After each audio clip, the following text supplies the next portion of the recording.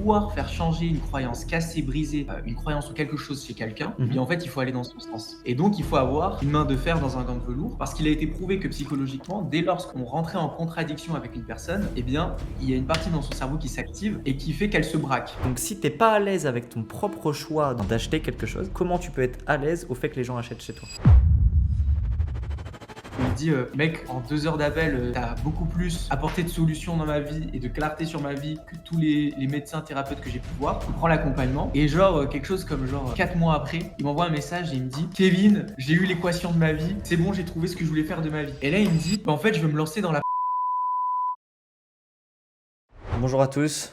Aujourd'hui, on accueille avec plaisir Kevin Pianki, avec qui j'ai eu le plaisir de discuter un petit peu en off avant ce podcast. J'espère que tu vas bien, Kevin. Merci d'être là. Je commence toujours de la même manière. Qu'est-ce que ça signifie pour toi vendre? Et puis, si tu pouvais nous parler un petit peu de toi en quelques phrases, histoire de te présenter et démarrer dans les meilleures conditions.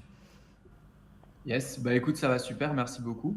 Moi, c'est Kevin, j'ai 25 ans actuellement et j'ai passé toute ma vie à chercher à comprendre comment fonctionnaient, les humains, comment fonctionnaient les rouages entre chaque humain, chaque interaction, quelle qu'elle soit, envers tout type de relations, relations interpersonnelles, relations sociales, relations sexuelles, et cetera, bref. Et à 24 ans, j'ai eu un déclic où je me suis dit: «OK, à partir de maintenant, on a compris tout ce que j'avais à comprendre, ou tout ce qui m'était nécessaire. À partir de maintenant, on va se dédier uniquement à un business et à une chose qui va nous ramener de l'argent». Donc j'ai commencé à jouer au jeu de l'argent, en réalité à 24 ans et avant je jouais au jeu de la vie. Donc c'était et aujourd'hui, je viens coupler ces 2 là. Et donc, par rapport à ta question, je pense qu'en fait, la vente, c'est transmettre une identité parce que lorsque l'on fait comprendre à une personne que le produit ou la chose qu'on veut lui vendre, ça ne va pas lui amener des résultats, mais ça va la changer profondément dans le sens de ce qu'elle veut, et bien alors ça devient naturel, intuitif et une voie logique pour elle de nous acheter.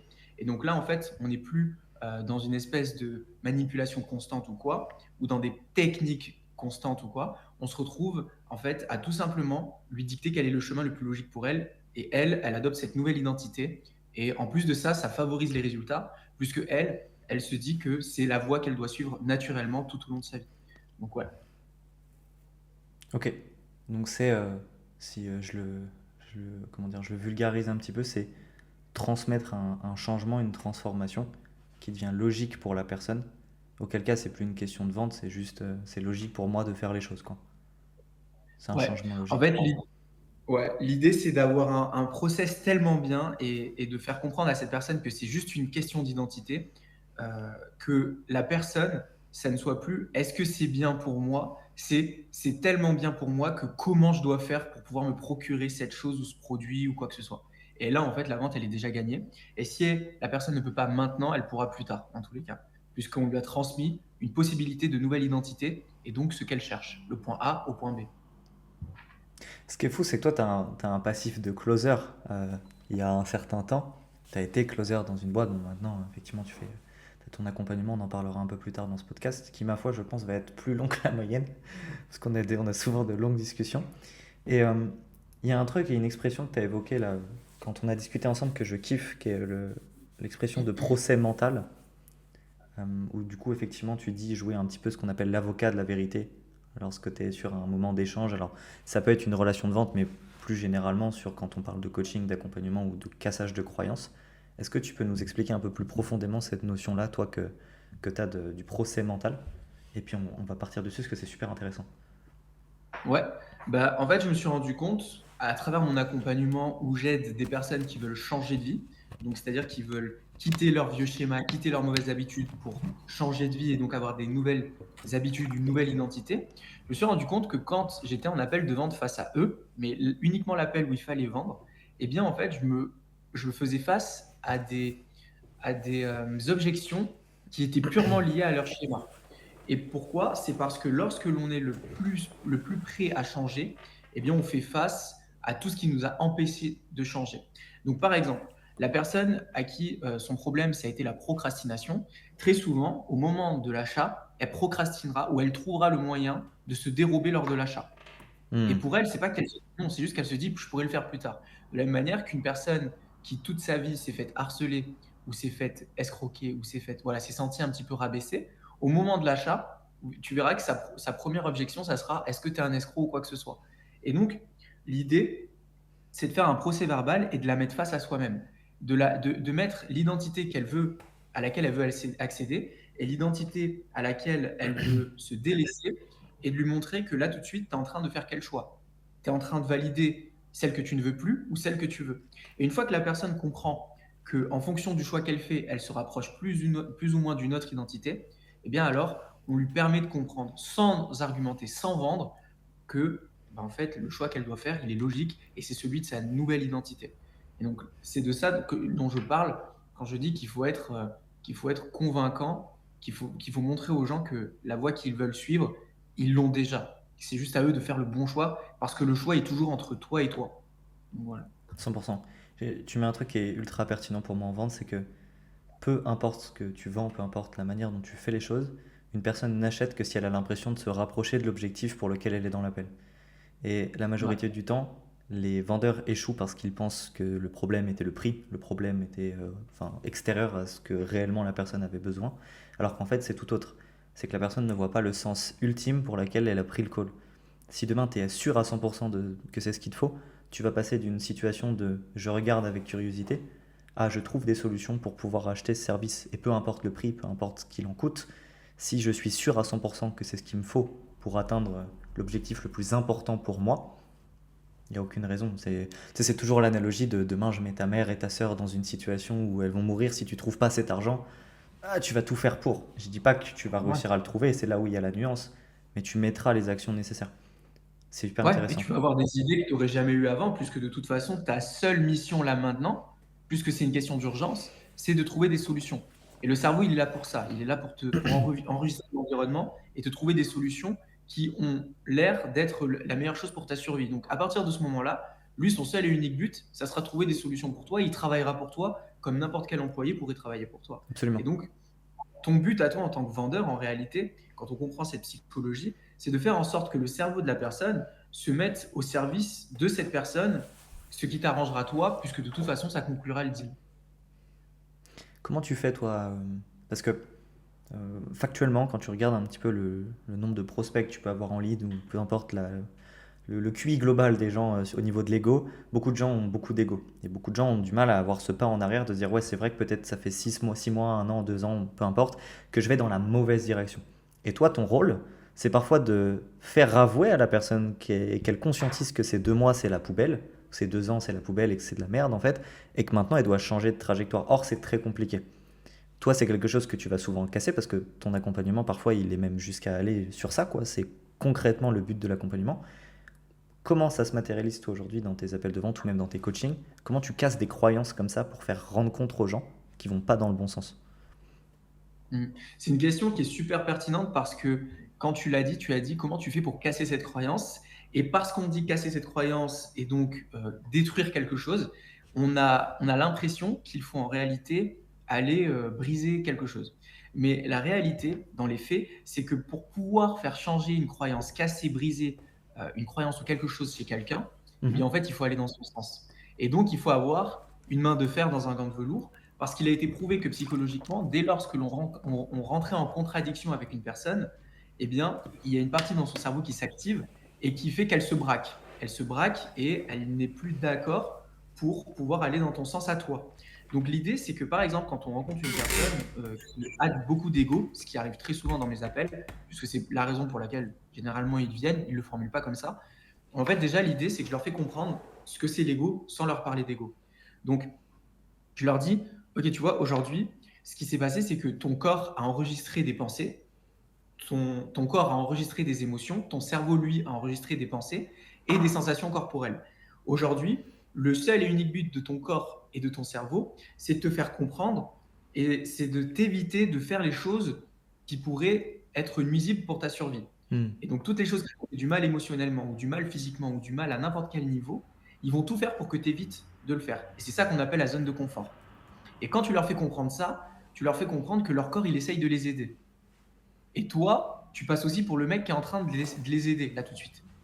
Et donc, tu as mis tout le monde dans le même bateau, et tu leur fais comprendre qu'en fait, tout le monde est là pour la même chose, le changement de la personne. Et là, bah, tu as mis même l'ego dans le sens de ta vente, puisque de toute façon, tu lui as aidé à clarifier quelque chose.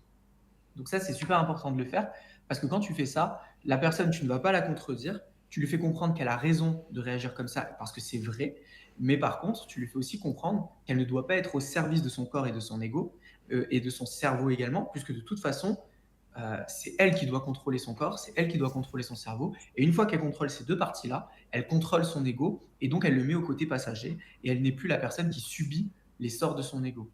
Et ça, aujourd'hui, c'est quelque chose que tout le monde vit. La plupart des gens qui, qui subissent les choses ou qui n'ont pas l'impression de réellement choisir ou de vivre en arrière-plan dans leur vie, c'est parce que c'est leur ego qui parle à leur place. Et quand on parle de l'ego, on parle bien du cerveau, du corps, qui ont enregistré tout un tas d'émotions, de pensées et de sensations corporelles comme dans une bibliothèque et qui sont là pour leur faire réagir et pour les éviter de faire les choses qu'elles doivent faire. Comme le mec qui procrastine, c'est parce qu'en fait, il sait que l'action qu'il doit faire va le mener dans une situation qu'il a inconsciemment envie d'éviter. Et donc, ça, c'est une chose à comprendre, c'est que chaque décision consciente qui nous fait souffrir, c'est une décision qu'on a prise inconsciemment auparavant. Donc, une fois qu'on leur fait comprendre ça, généralement, ils changent et ils comprennent qu'ils doivent faire les choses pour eux et donc ils doivent aller à contresens de ce qu'ils ressentent et se rapprocher de la nouvelle identité par extension. Il y a une perspective qui est ultra pertinente quand tu as dit que chaque décision donc, qui les rapproche ou qu'ils ont l'impression de faire, c'est des décisions parfois qu'ils ont déjà prises par le passé, qui se sont soldées par des échecs ou du moins il y a une partie en fait très dans le passé de la vente. Donc c'est le cervelet, hein, si je dis pas de bêtises, qui a tout ce qui est mémoire, etc. Le meilleur moyen, moi aussi, moi, que j'ajouterais pour casser l'ego d'une personne ou casser des croyances, c'est de mettre en scène des situations qu'il a vécues dans le passé. Donc typiquement, quand on est sur effectivement un R1 ou un rendez-vous de découverte, la première chose qu'on va faire, c'est dire bon bah voilà, qu'est-ce qui se passe, où est-ce que tu veux aller. Ça c'est super, mais il y en a beaucoup qui prennent pas le temps de voir ce qui s'est passé avant. Qu'est-ce que tu as essayé auparavant, qu'est-ce qui n'a pas marché, et creuser plus. Et au plus tu connais le passé d'une personne, au plus tu comprends ses actions futures et ses actions actuelles. Et au plus tu vas être en capacité de voir les situations passées toutes bêtes qu'elle a eues. Moi c'est souvent ce que j'aime bien voir, c'est le passif par exemple des relations amoureuses d'une personne par rapport à sa prise de décision d'être accompagnée.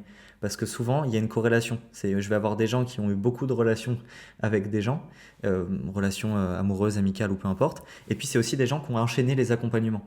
Et souvent, il y a une corrélation qui se crée, et donc tu as une capacité aussi de mettre en avant deux situations avec le même pattern, mais qui étaient complètement opposées, que la personne elle n'avait pas vu. Et au moment où tu lui mets en face le pattern, souvent, c'est un peu Elon Musk qui disait ça, qui disait que 90% des problèmes se résolvent si on arrive juste à les éclaircir. Au moment où tu mets cette situation objective devant ses yeux, elle est en mode ah, effectivement. Et donc en fait, elle comprend qu'elle va pas dans le bon sens. Je suis complètement Ouais, d'accord. c'est ça. Donc en fait, faut la mettre. C'est de ça dont je parlais quand je parlais de procès verbal lors d'un appel de vente, par exemple, ou d'une vente. C'est qu'en fait, il faut la mettre face à elle-même. Il faut lui montrer tout ce qui s'est passé, les faits, et l'inviter à regarder de manière objective tout ce qui s'est passé. Ok, donc là maintenant, qu'est-ce que tu penses qui s'est passé? Et là, en fait, la personne, une fois qu'elle parle et qu'elle se retrouve elle-même à observer la situation avec un point de vue neutre, elle se rend compte de ce qu'elle aurait dû faire ou de plus faire. Et là, en fait, la personne, ça devient beaucoup plus facile de lui faire comprendre quel est le meilleur choix pour elle. Et ensuite, comme on disait, la décision, elle est entre elle et elle. Ouais, ça c'est un vrai truc, hein. De toute façon, personne ne prend conscience de ces problématiques quand on argumente. C'est d'ailleurs le grand problème de notre société. Débattre sur un sujet en affirmant ses opinions, ses arguments ne suffit jamais à changer l'opinion de quelqu'un en face de nous parce que de toute manière, on n'est que sur de l'affirmation. Et d'ailleurs, c'est pour Ouais. ça que la plupart des médias ou des débats qui sont télévisés, l'argumentation, le débat, c'est pas un moyen de faire changer les autres d'avis, c'est montrer sa force de communication par rapport aux autres. C'est pour ça que les meilleurs hommes politiques sont les hommes qui ont le plus de capacité d'oration, oratoire.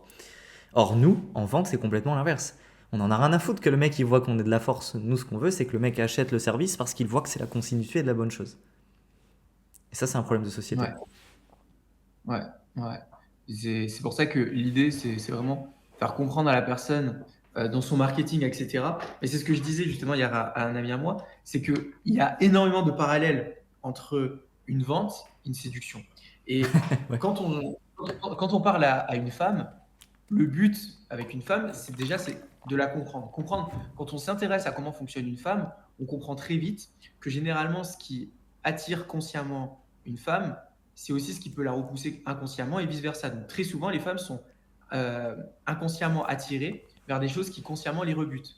Par exemple, tout con, mais pourquoi est-ce que les criminels ont autant d'adoratrices en prison? Pourquoi est-ce que les hommes qui couchent avec plein de femmes ou qui sont réputés par les femmes sont valorisés par toutes les autres femmes, alors que finalement, quand on demande à une femme, ouais, il a couché avec telle, elle te dira, non, mais il m'intéresse pas, il a couché avec plein de filles. Mais pourtant, il est très probable qu'elles soient intéressées secrètement par lui. Et donc, c'est exactement pareil. En vente, c'est l'idée de faire comprendre aux gens qu'il y a une différence entre ce qu'ils veulent et ce qu'ils ont besoin. Les femmes, c'est pareil. Le Hmm. principe même d'une femme, c'est cet éternel rapport de lui donner ce qu'elle veut, mais aussi ce dont elle a besoin. Par exemple, elle veut beaucoup de cadeaux. Si tu lui en donnes trop, elle va se lasser, elle va se dire, oh, il est bizarre, nan, nan, nan. Donc voilà, l'idée, c'est d'avoir cet équilibre avec ton prospect ou avec ton client. C'est de lui donner assez de ce qu'il veut pour qu'il se dise, ben, il a ce que je veux, mais lui donner surtout ce dont il a besoin pour qu'il puisse avoir les résultats que toi tu veux. Et donc ça, c'est l'éternel rapport. Et donc, c'est la différence entre le produit, le marketing, etc. Mais tout ça se fait sur la communication et la manière dont on lui parle. Et donc, il faut avoir assez de compréhension de lui pour pouvoir aller dans son sens et non pas le braquer, mais être assez polarisant pour lui faire comprendre que ses croyances aujourd'hui sont fausses. Et c'est là qu'aujourd'hui, je trouve que les très bons entrepreneurs qui sont dans le service sont très forts. C'est parce qu'ils arrivent à faire comprendre ce genre de choses super aisément. Et donc, par extension, on peut se dire qu'ils sont très forts en psychologie, sont très forts en compréhension humaine, puisque c'est le principe même du marketing. Et c'est pour ça que aujourd'hui, je me dis que j'ai vraiment envie d'être un très très bon marketeur, parce que c'est ultra gratifiant de se dire, je suis tellement bon en compréhension humaine que j'ai plein d'argent. Ouais, Je absolument. trouve ça Un truc qui m'avait marqué, parce que même si je suis jeune, j'ai fait 1 an d'études en économie, c'est tout ce qui était autour des sciences sociales. Et donc moi j'ai étudié pas mal la sociologie, même de mon propre chef. Et la chose qui m'avait vraiment marqué, c'est que la science physique basique, les mathématiques, la SVT ou ce genre de choses, sciences vie de la Terre, sciences physiques, elle est régie par des lois factuelles et objectives. C'est par définition la science. Alors que les sciences sociales, sociologie, psychologie, etc., c'est des sciences et c'est la seule science qui n'est pas régie par des faits parce que l'humain est trop variable. Et donc, ce qui me fascinait, c'est qu'à l'époque, il y avait des gens, notamment des mecs comme Robert Cialdini, des gens qui ont écrit des grands bouquins sur la sociologie et sur le marketing, etc., qui arrivaient tant bien que même à mettre des préceptes et des principes sur une science variable.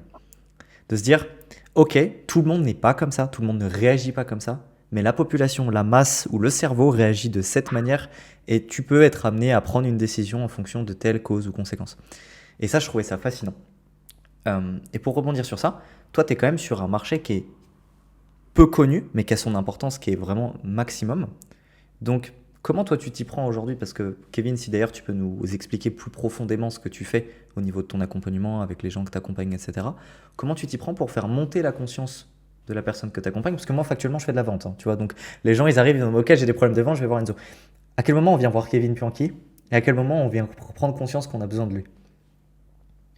Bah, moi, déjà, je m'adresse aux hommes qui ont en général entre 20 et 30 ans et qui ont l'impression que malgré leur intelligence et malgré leur compréhension du monde et de ce qu'ils doivent faire, ils ont l'impression de ne pas avancer à la hauteur de leur potentiel. Donc, Ok. c'est-à-dire qu'ils ont l'impression de passer plus ou moins à côté de leur vie, de vivre en arrière-plan de leur vie. Et très souvent, ces gens-là, c'est parce que ils vivent à travers leur ego, dont on parlait tout à l'heure. C'est-à-dire que leur cerveau et leur corps, leurs émotions, leurs pensées et leurs sensations corporelles ont pris le pouvoir sur leur corps et donc, ils réagissent à leur vie. Et donc, ils n'ont pas l'impression de faire les réels choix. Ces personnes-là, ils viennent me voir très, très souvent. La cause de pourquoi ils viennent me voir, c'est soit parce qu'ils m'ont vu en vrai, ils m'ont entendu, ils ont eu une discussion avec moi.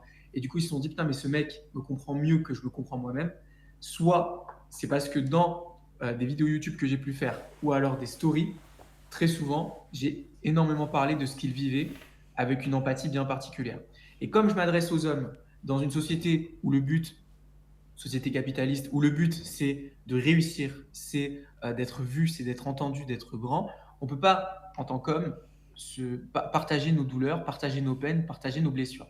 Et quand il y a un homme qui, en tout cas, en termes de vision générale, est affirmé, a réussi là où on veut réussir, parle mieux de nos problèmes que nous-mêmes et il en Hmm. parle en public, bah, en fait, ces gens-là, ils se disent bah, il est un peu le confident que je ne peux pas forcément avoir autour de moi. Lui, dans tous les cas, je ne le connais pas. Puisque si je vais lui parler, quand bien même il en parle, ça ne se saura pas. Et en fait, ces hommes-là, très souvent, ils se livrent avec moi et ils disent, mais ce mec-là, il a vraiment le pouvoir de pouvoir m'aider. Et donc, c'est ce qui se passe. Je les aide à changer leur vie de cette manière-là. Mais l'idée de mettre des mots sur des choses qu'eux-mêmes n'expliquent pas, ou surtout des métaphores, des principes sur ce qu'ils ne comprennent pas, Ouais. et en fait, très souvent, ils disent putain, mais mec, mais c'est exactement ça. J'en avais juste pas conscience. Et là, en fait, les mecs, ils se disent mais qui peut mieux m'aider qu'un mec qui parle mieux de ma situation que moi-même, tu Ah, vois. moi, Donc, je le pense que procédé, tu as c'est tout ça. résumé. Si tu es capable de connaître mieux, voire au moins de égal à égal, les problèmes que vit la personne que tu souhaites accompagner, aider avec ton service, ton produit, mec, c'est jackpot parce que tu vas réussir à toucher plus vite en marketing, plus vite en vente, les gens vont mieux se livrer à toi. Comment t'expliques d'ailleurs le fait que les gens arrivent beaucoup plus à se livrer à des inconnus qu'effectivement des personnes qui vont connaître sa famille, ses proches ou autres, qui est beaucoup plus à l'aise? Parce que moi, je sais que, en toute honnêteté, j'ai beaucoup plus de facilité à me confier à des gens que je connais pas, ou même que j'ai des prospects qui vont se confier plus facilement sur leur situation professionnelle, amoureuse, personnelle ou autre en appel, plutôt que ce qu'ils pourront éventuellement évoquer avec leurs proches. Est-ce que tu as un peu la réponse à ça, toi, de ton côté? Ouais, clairement. En fait, il faut se dire que dans chaque interaction humaine, il y a des images. Ok. Admettons, toi et moi, là, tout de suite, on est en podcast. Donc, moi, j'ai l'image que j'ai de toi. Toi, tu as l'image que j'ai de moi. Donc, on pourrait se dire, il n'y a que deux images, tu vois. En réalité, il y en a beaucoup plus. Parce qu'il y a l'image que je veux que tu aies de moi, l'image que tu as réellement de moi, et l'image que tu te fais en secret de moi, etc., etc. Et en fait, ça rajoute énormément de filtres entre chaque interaction. Et ça, que ce soit conscient ou pas, on en a tous, on l'a tous dans la tête, ça. On avance tous en se disant que quelque part, il y a des images, il y a des jeux de pouvoir, etc.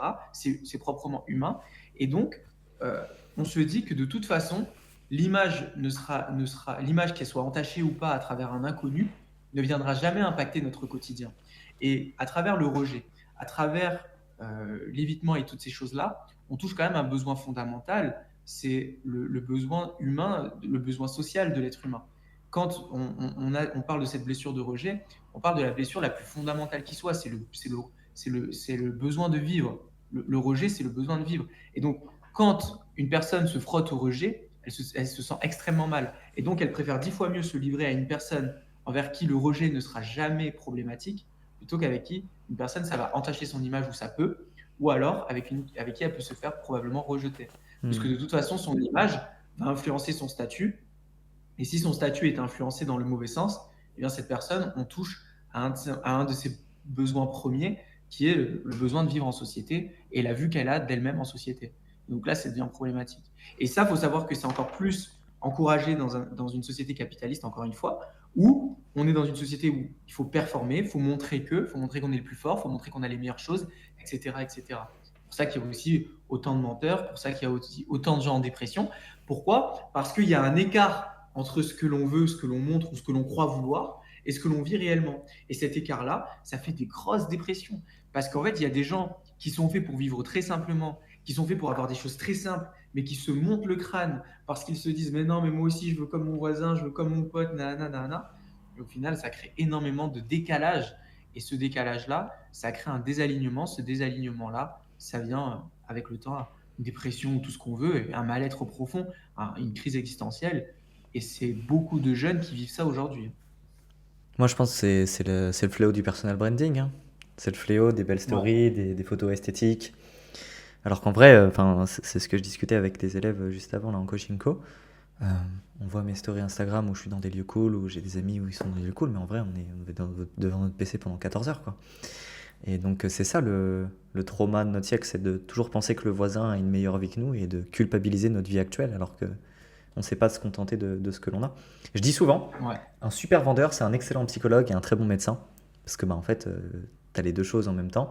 Et je dis souvent que vendeur, ça veut rien dire. Pour moi, un bon vendeur, c'est avant tout juste quelqu'un qui sait comment fonctionne la psychologie. C'est des sciences humaines. Ça va pas plus loin que ça, en fait. C'est genre, je comprends, je propose.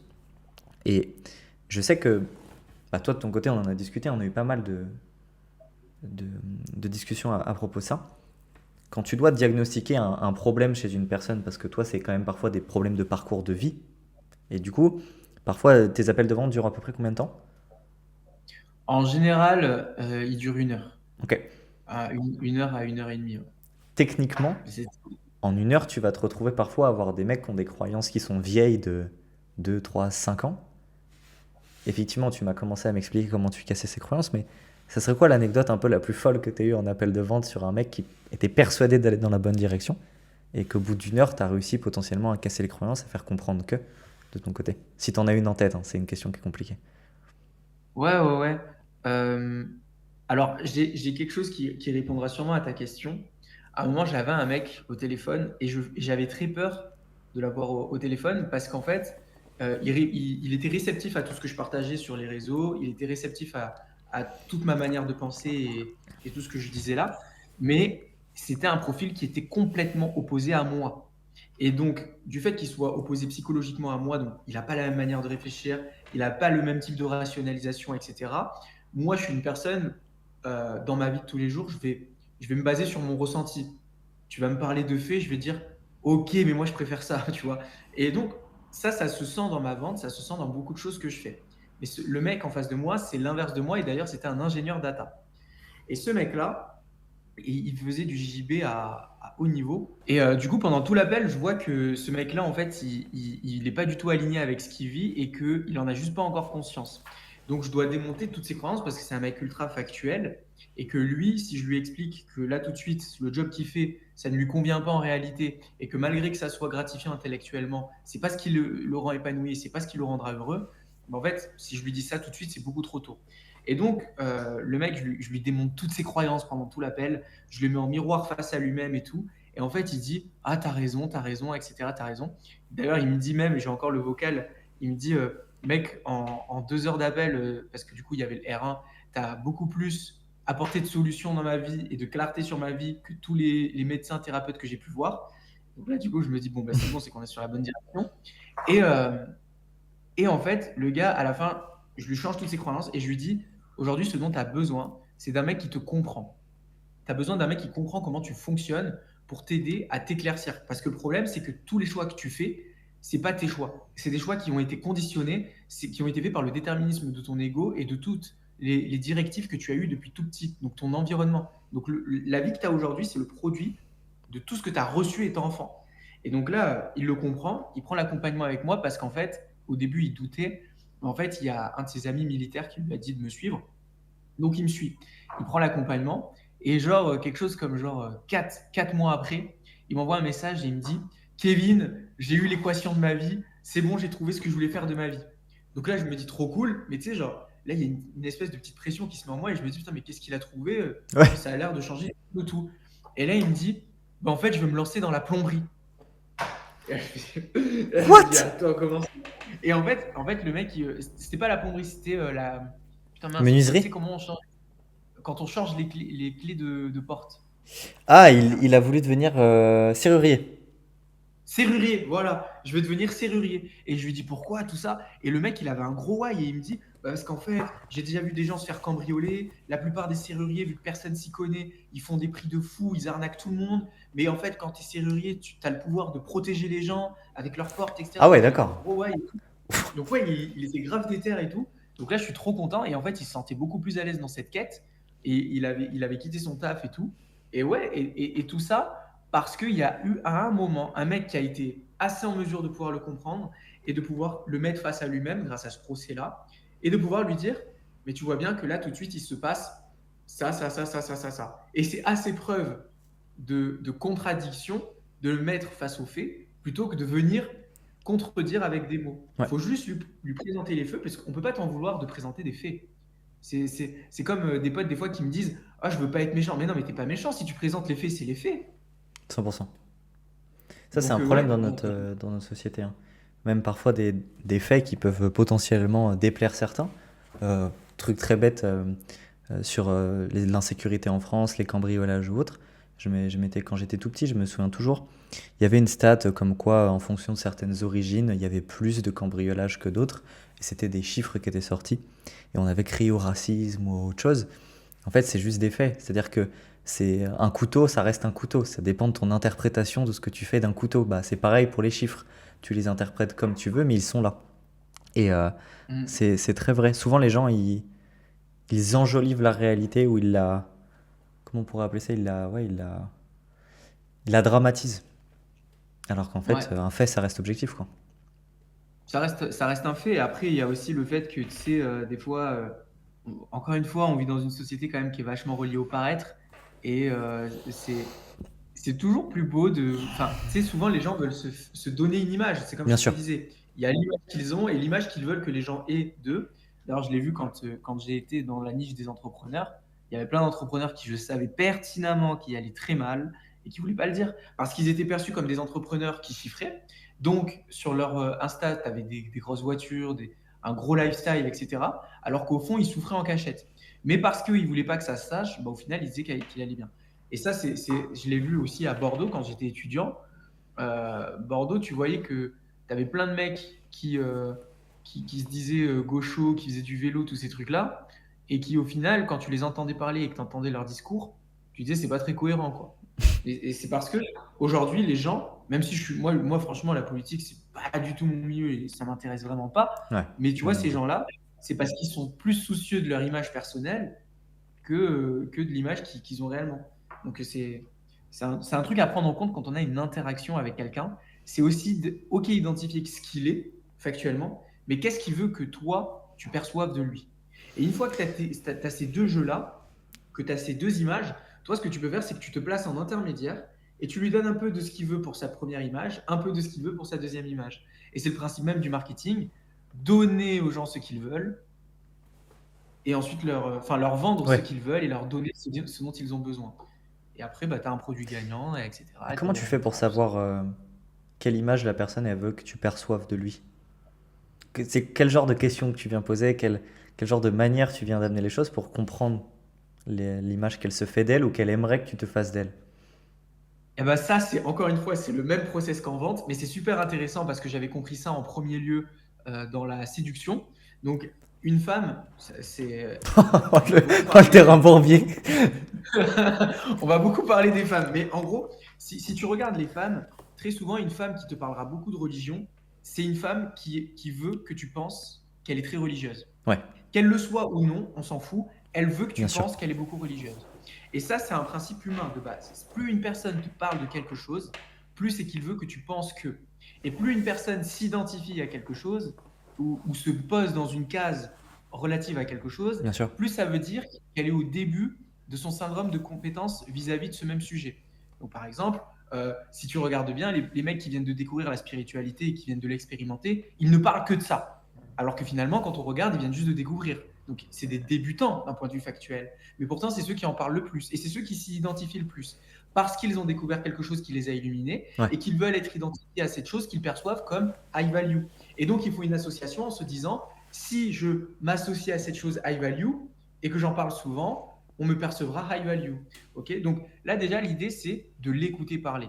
Qu'est-ce qu'elle dit beaucoup? De quoi elle parle beaucoup?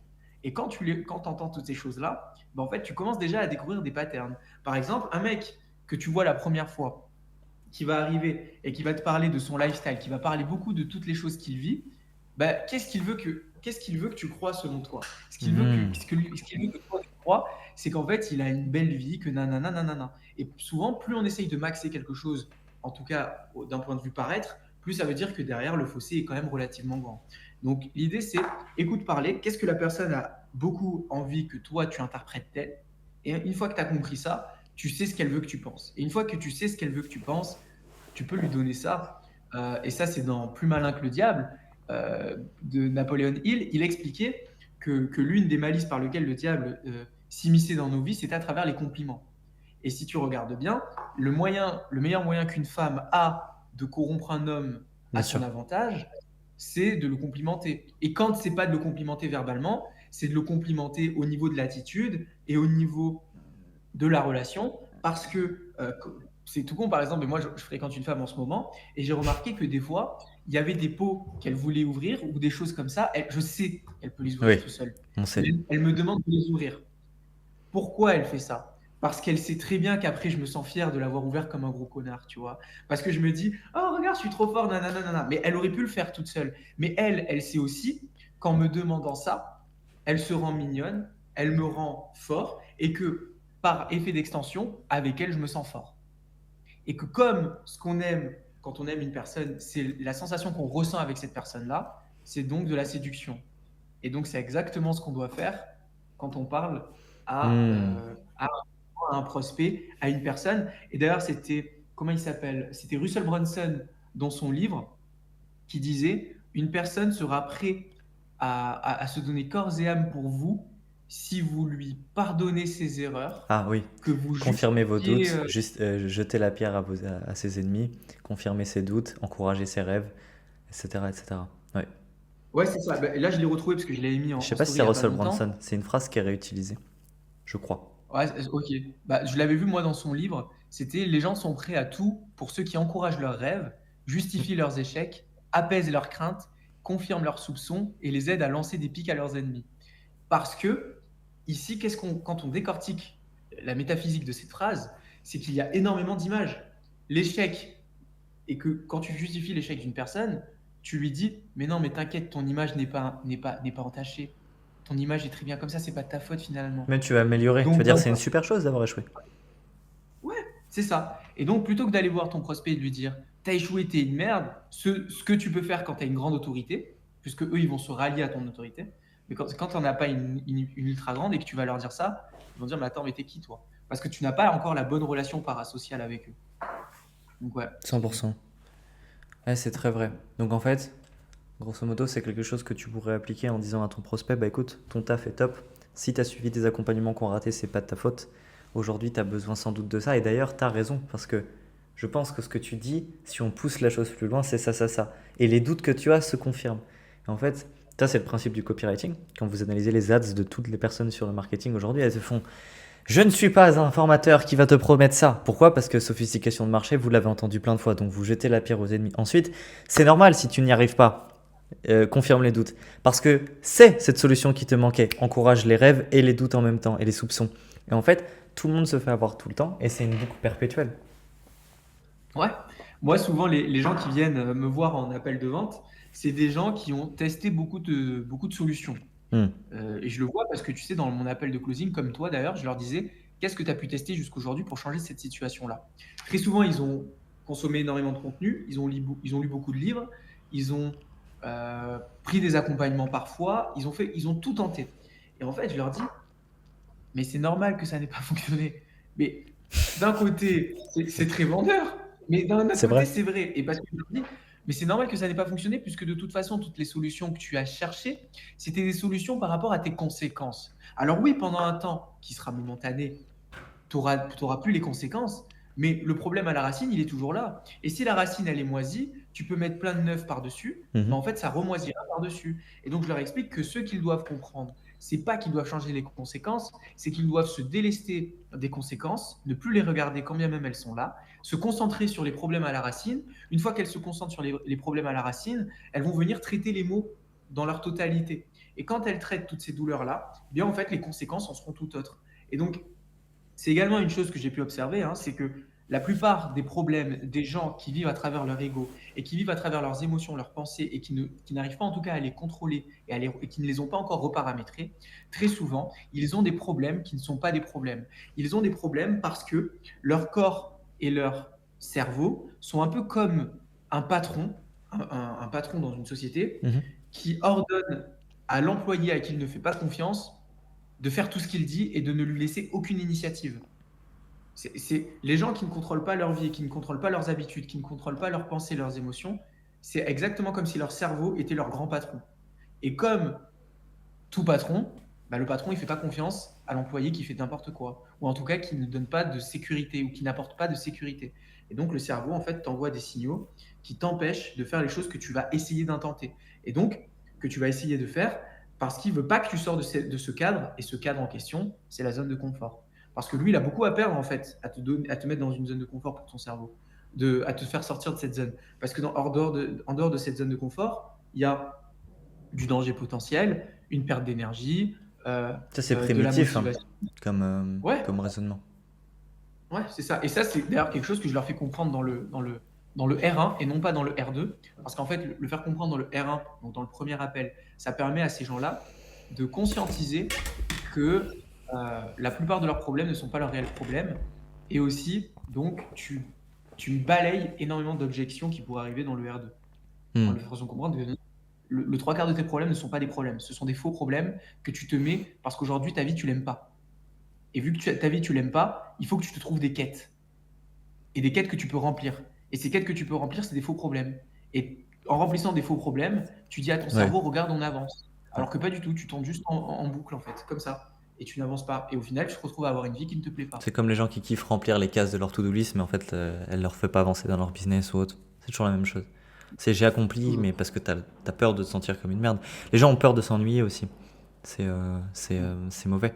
D'ailleurs, le marketing et ce que font les gens, la raison numéro une du marketing, c'est pas de faire acheter, c'est de changer le système de prise de décision. C'est des gens qui prennent trop de temps à le comprendre. Chaque acteur sur le marché a sa manière de résoudre le problème de son prospect ou de son avatar. Ils ont tous des manières différentes. C'est ce que j'expliquais dans la formation de 10 heures où je disais, bah voilà, la thèse, l'antithèse et le fait de déconstruire la thèse de ton adversaire. Et bah, tout l'objet de ton marketing aujourd'hui et tout l'objet de la vente, c'est de montrer que la meilleure décision à prendre, c'est d'acheter ton produit. Mais ça suffirait pas de juste à dire achète mon produit. C'est pour ça que derrière, les gens développent du storytelling, des histoires, des arguments, des conclusions et des conséquences. S'il n'y a pas ça autour de ça, personne n'achète. Et ça, c'est ce qu'on appelle le marketing. C'est à travers des arguments et des réfutations de thèses adverses, affirmer que notre manière de résoudre le problème de l'avatar ou du prospect est la meilleure. Et quand tu comprends ça, tu comprends que ton job n'est plus de parler de ton produit, n'est plus de parler de ton offre, mais tout simplement de comment la personne elle peut shifter de mindset et se dire ah ben en fait j'ai pensé ça pendant 5 ans, pourquoi maintenant je ne changerais pas mon système de croyance pour penser comme Enzo, comme Kevin, comme ce qu'ils sont en train de m'expliquer. Et c'est pour ça que les médias sont un super moyen de changer ça. C'est parce que au plus tu entends une idée qui est commune et qui va dans le même sens, au plus tu te mets à changer ton système de croyance et de manière de réfléchir pour aller vers ce sens-là. Et c'est pour ça que les meilleurs orateurs de ce monde et les personnes qui arrivent à convaincre le plus ont à la fois une capacité à exprimer clairement leurs pensées, donc tous les dictateurs d'ailleurs de ce monde l'ont, et deux, ils ont un contact ultra récurrent avec leur cible. La télé, la radio, à l'époque, et maintenant les podcasts, YouTube, Instagram, TikTok, multiplier les points de contact. En fait, on est tous influencés par nos systèmes de croyances, on est tous la Ouais. résultante de croyances d'autrui. Complet. Et tu sais, si tu veux un fun fact pour rebondir sur ce que tu dis, parce que c'est archi pertinent, quand on regarde, tu sais, les alphas dans un groupe animal, Ouais. dans un groupe d'animal, genre les alphas de n'importe quelle espèce, on pense tous que tu sais, c'est des gros durs qui sont là pour tout défoncer. Mais tu sais que c'est archi faux cette Ah image, ouais. parce qu'en réalité, ouais, les alphas, c'est les personnes qui très souvent, certes, ont le plus de capacité à pouvoir protéger le groupe, c'est pour ça que c'est les chefs, mais aussi prendre soin du groupe. Et donc, c'est ceux qui ont le plus d'empathie, c'est ceux qui ont le plus de compréhension du groupe, c'est ceux qui ont le plus de compréhension émotionnelle et psychologique du reste du groupe. Et si tu regardes bien, les gros marketeurs qui ont des grosses communautés aujourd'hui, c'est ceux qui arrivent à comprendre le groupe, qui arrivent à comprendre comment fonctionne leur avatar, à comprendre comment fonctionne leur communauté. Donc, j'ai pas peur de dire qu'aujourd'hui, je vais devenir un alpha. Et Voilà. c'est. Là, tu mets une image de loup au montage, un truc de fou. Et pour terminer, d'ailleurs, quand on va jusqu'au bout de la chose, c'est à la fois les mecs qui prennent soin de leur meute, mais également ceux qui vont aller attaquer la meute de l'autre pour dire que vous êtes en sécurité dans cette meute-là. Et donc, c'est comme si on était deux troupeaux. Bah, le fait que Kevin prenne soin de son troupeau, c'est bien, mais publiquement, j'aurais plus de force à attaquer la meute de Kevin pour que les gens se rallient à ma meute plutôt que de prendre soin de ma meute. Et c'est ce qui se passe dans le marketing. C'est ta gueule, Ouais. Kevin, ma thèse est meilleure que la tienne. Et toi, tu vas dire, bah ma thèse est bonne, bah tout le monde va venir chez moi. Ou l'inverse. Parce que les gens, ils fonctionnent toujours par négation. C'est, ah, ça c'est faux, donc ça c'est vrai. Faux? Mais complet. Et si on personnifie l'image que tu viens de faire avec des admettons, un groupe de lions dans la savane, et que ces lions, ils avaient le pouvoir de pouvoir parler, ben en fait, qu'est-ce que le lion qui voudrait prendre le pouvoir d'une troupe dirait? Il dirait, mais non, mais regardez, il vous fait chasser des gazelles, mais c'est dégueulasse les gazelles. Moi, je peux vous amener des bisons. Il y aura à manger pour tout le monde pendant plus longtemps et c'est meilleur, ça a meilleur goût. bam, le mec, il a Oui, fait une entité oui, de sa tête, et bam, tu vois. Mais absolument. c'est comme ça que ça Ou alors, fonctionne. ouais, le meilleur moyen pour courir vite, c'est de bouffer des bisons et pas des moutons. Oh là là, la folie! On va tous voir les Mais bisons. clairement, Et en fait, c'est mais ce qui se clairement. passe. C'est le meilleur moyen pour avoir des leads ou développer sa boîte, c'est ça. Non, en fait, c'est ça. Non, en fait, c'est ça. Nouvelle opportunité et shiny object. T'imagines, Ouais, le gars, c'est il spawn exactement ça. à 40 minutes du podcast, il voit que les mecs, ils parlent de meutes, de loups et de lions. Il en fait tard. D'ailleurs, si vous voulez Il a apprendre à vraiment vendre tout. comme des lions, vous pouvez prendre un appel avec moi dans la description. Pour parler maintenant d'un sujet un peu plus frais et qui est souvent trop sous-estimé en vente, c'est le pouvoir de l'intuition. Ouais. Ça, c'est reconnu d'ailleurs scientifiquement qu'aujourd'hui, c'est un sens de plus. Mm. J'ai longtemps étudié ça moi de mon côté, mais j'aimerais bien avoir ton avis. Toi, tu dis que Ouais. tu arrives à sentir les énergies, les blocages des gens, parfois potentiellement que tu peux avoir en face de toi. Donc les Ouais. micro-détails, la manière dont ils s'expriment, les choses qui vont potentiellement avoir comme pattern récurrent ou autre. Ouais. Comment toi tu concilies le fait d'avoir une intuition qui est plutôt développée et qui s'appuie sur des choses moins rationnelles avec ce côté plus rationnel de la vente où parfois tu dois quand même valider des points, tu vois. À quel moment elle te sert l'intuition, toi, pour qualifier, préqualifier? Comment tu as un schéma de pensée sur ça? Bah, en fait, déjà pour requalifier ce que c'est que l'intuition pour moi, Ouais. c'est vraiment cette capacité à prendre l'information en priorité sur les possibilités et sur des concepts. Et quand j'arrive à activer cette intuition-là, bah, je m'en sers pour pouvoir un petit peu prédire ce que je n'ai pas pu expérimenter. Et une fois que j'ai ça, je pars du principe qu'il y a une possibilité assez grande que la personne remplisse mes intuitions. Mais je pars pas du principe que c'est vrai. Parce que sinon, c'est faire une supposition. Et Hmm. en réalité, les gens qui disent ne te base pas sur ton intuition ou ne fais pas confiance à ce genre de choses, c'est parce qu'ils ne veulent pas qu'on fasse de suppositions et ils ne veulent pas se baser sur de suppositions. Et donc là, en fait, on rentre dans un tout autre débat. Donc c'est pour ça qu'il faut bien séparer l'intuition des suppositions, parce que l'intuition, c'est quand même cette capacité à avoir remarqué tout le champ qui nous entourait, à l'avoir filtré comme des données et en avoir interprété des informations par rapport au monde extérieur. Donc ça, c'est une vraie capacité. Et d'ailleurs, quand on s'intéresse au principe du MBTI, on se rend compte qu'il y a des personnes qui le sont et des personnes qui ne veulent pas l'être et qui préfèrent se baser sur leurs sensations, et c'est OK. Mhm. Mais en fait, il y a des gens à qui tu ne peux pas leur empêcher de fonctionner comme ça, c'est leur fonctionnement cognitif. Moi, littéralement, je fonctionne comme ça, à balle. Alors, la dernière fois, j'étais au restaurant avec un, la dernière fois, j'étais au restaurant avec un ami à moi, on mange et il y a une fille qui faisait que parler. Elle faisait que parler. Mais elle parlait avec une insouciance. Alors je me suis dit, putain, c'est terrible quand même.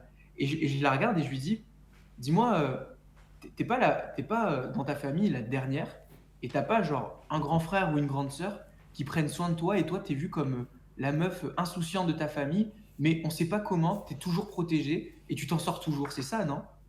Et là, elle me dit, mais comment tu sais et tout? Et en fait, comment j'ai su ça? Mais parce que la personne qui parle avec aussi peu d'insouciance, comme s'il ne pouvait pas y avoir de retombées, c'est qu'à un moment, elle s'est déjà frottée à des réalités partiellement, mais qu'elle s'en est sortie. Et elle se dit, quoi qu'il m'arrive, ben, je vais pouvoir m'en sortir. Bien Et sûr. ça, en fait, c'est des concepts que quand tu les interprètes dans la vente, tu peux comprendre énormément de choses et tu as juste à laisser la personne parler parce que plus elle parlera, plus elle en dira sur elle et sur son expérience, plus elle viendra confirmer ou pas ton intuition et ce que tu pensais d'elle. Donc encore une fois, on en revient à laisser parler la personne. Et donc Ouais. c'est super important l'intuition dans la vente et dans le marketing et toutes ces choses-là. Moi, l'intuition, j'aime bien le comparer à euh, tout ce qui est mathématique. Au lycée, au collège ou même dans les études, la plupart du temps, ce qu'on vient apprendre à une personne, c'est on veut connaître ton raisonnement. C'est ça qu'on va valoriser plus que le résultat. Donc, admettons, tu fais une Mm. équation du second degré, tu trouves 6x et en fait c'était 7x, mais le prof va te mettre quand même des points parce que tu as eu un raisonnement correct et que tu as raté par contre sur la fin. L'intuition, c'est l'inverse. C'est le fait d'avoir un résultat sans raisonnement assez rapide, enfin, ou assez lent pour que ton cerveau arrive à le conscientiser. Ça veut dire, tu as plein de faits, boum, tu as un résultat. Tu fais tellement le truc rapide que du coup, potentiellement, t'as pas un raisonnement qui est amené à ça. Et du coup, pour confirmer ce raisonnement, tu vas effectivement poser les questions pour meubler les pièces manquantes et arriver au résultat. Et ça, c'est très vrai. Les gens, et ça, c'est le principe premier de la vente, hein, s'il y a bien un truc qu'il faut retenir des podcasts qu'on fait sur la chaîne, c'est laisser parler les gens. Tôt ou tard, ils vont vous exprimer ce qui les tracasseront et ils vous donneront les clés pour vendre. Mais vu que vous êtes tellement des égoïstes et que vous aimez trop parler, vous vous retrouvez dans des situations où le mec ne vous dit rien. Mais moi, la métaphore qui va les aider, si tu veux, les viewers de cette chaîne à comprendre ce que tu viens de dire, c'est qu'en fait, quand j'avais commencé la vente, on m'avait expliqué qu'il y a un temps où tu dois laisser le client parler, mais constamment. Et en fait, chaque chose qu'il va dire, c'est comme des balles qu'il te donnera. Et toi, tu as des pistolets qui sont autour de ta taille. Sauf que le problème de tes pistolets, c'est qu'au début de la vente, ils n'ont aucune balle. Tu ne peux pas tirer avec, ils n'ont pas de balles. Et en fait, eux, ils te donnent des balles. Plus ils parlent, plus Ouais. ils te donnent des balles. Et en fait, à la fin, bah, ça y est, tes chargeurs sont pleins. Et là, tu peux déballer. Bam, bam, bam, bam, bam. Tu as tué toutes les cibles. Il n'y a plus d'objection. Ça y est, tu as gagné. Donc ouais, c'est super important. Et pour aller plus loin dans la métaphore, il y en a qui sont très bien pour recueillir les balles, mais très mauvais pour tirer. Aussi, ouais. C'est les mecs, ils ont tous les éléments et ils sont incapables de traiter l'objection. Donc ça, c'est également important. Mais vaut mieux quelqu'un qui a les balles, parce qu'il y aura toujours plus de facilité derrière à l'aider à les tirer qu'une personne qui a 0 balle et qui est très bon à viser. De toute façon, il n'aura pas de balle. Donc, qu'est-ce que tu veux qu'il fasse avec? Ça, c'est Ouais, super c'est ça. important.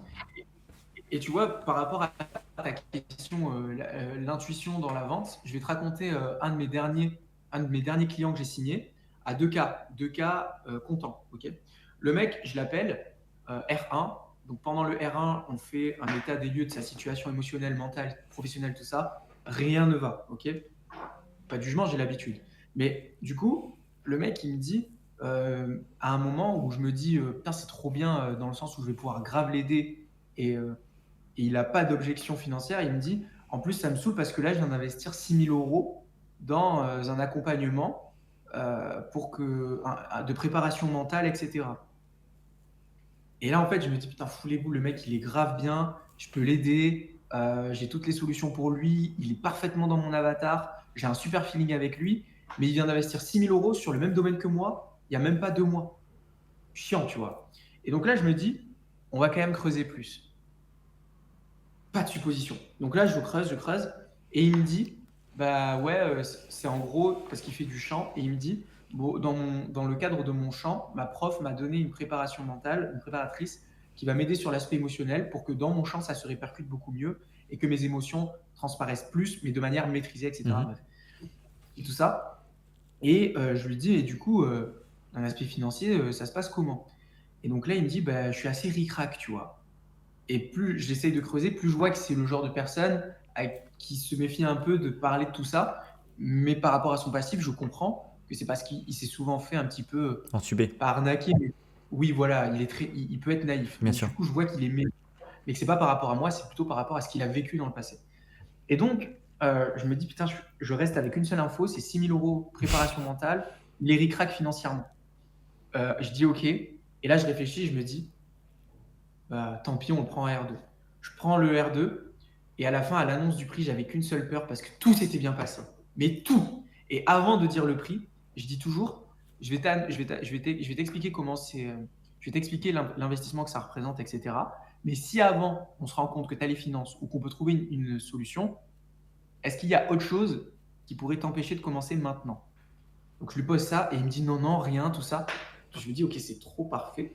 Et je lui dis ok, bah, l'investissement que ça représente par rapport à l'offre que j'ai pour toi, c'est 2 000 €. Et là, il me fait oh, ben ça va! Comme ça. Et là, le soulagement qui se met en moi, comme ça. Et là, je me dis, parce que moi, j'avais trop peur qu'en fait, ils me disent non, mais moi, Bien sûr. Ricrac, c'est genre 15 € sur mon compte, quoi. Et en fait, non. Pour lui, Ricrac, c'était peut-être 5 000 6 000. Donc, tu vois, si j'avais fait une supposition, j'aurais pensé qu'il a plus d'argent. Mais mon intuition m'a laissé penser que c'était quelqu'un qui avait grandi dans un foyer où il avait de l'aisance financière. Et que donc, par effet ricochet, il a des alarmes qui se mettent en jeu beaucoup plus tôt que la moyenne. Bien sûr. Parce qu'il a grandi avec une aisance constante. Et donc ça, c'était de l'intuition et je n'ai pas fait de supposition. Donc là, l'intuition m'a permis de me gagner 2 000 € parce que si j'avais supposé ou si je m'étais basé sur les faits, ric-rac, 6 000 €, bah, j'aurais pas eu la vente. Tu vois. Absolument. Si tu me permets, juste, il y a un truc qui me fait réfléchir dans ce que tu disais sur la manière dont tu annonces l'investissement, où tu dis, si jamais avant que j'annonce l'investissement, l'idée, ça sera de trouver des solutions ou autres. Ça, c'est un truc que je faisais beaucoup. Après, tu me diras ce que tu en penses, mais à mon sens, pour moi, c'est une demi-erreur, parce que Ouais. induire à une personne que si l'investissement pose problème, on trouve des solutions, c'est d'un point de vue contre-intuitif, lui dire que ça peut poser problème. En fait, dire à une personne avant qu'on parle de l'investissement ou avant qu'on va trouver des solutions sur ça, ça peut sous-entendre qu'effectivement, ça va être un problème. Alors que si tu dis à la personne, bah, l'investissement pour nous rejoindre, il est de 6 000 euros, 7 000, 2 000, 3 000, et que tu laisses la personne réagir avec ça, là, après, tu peux lui dire qu'on trouvera des solutions, tu vois. Mais alors, c'est vrai parce que la manière dont tu le formules, elle est assez fluide.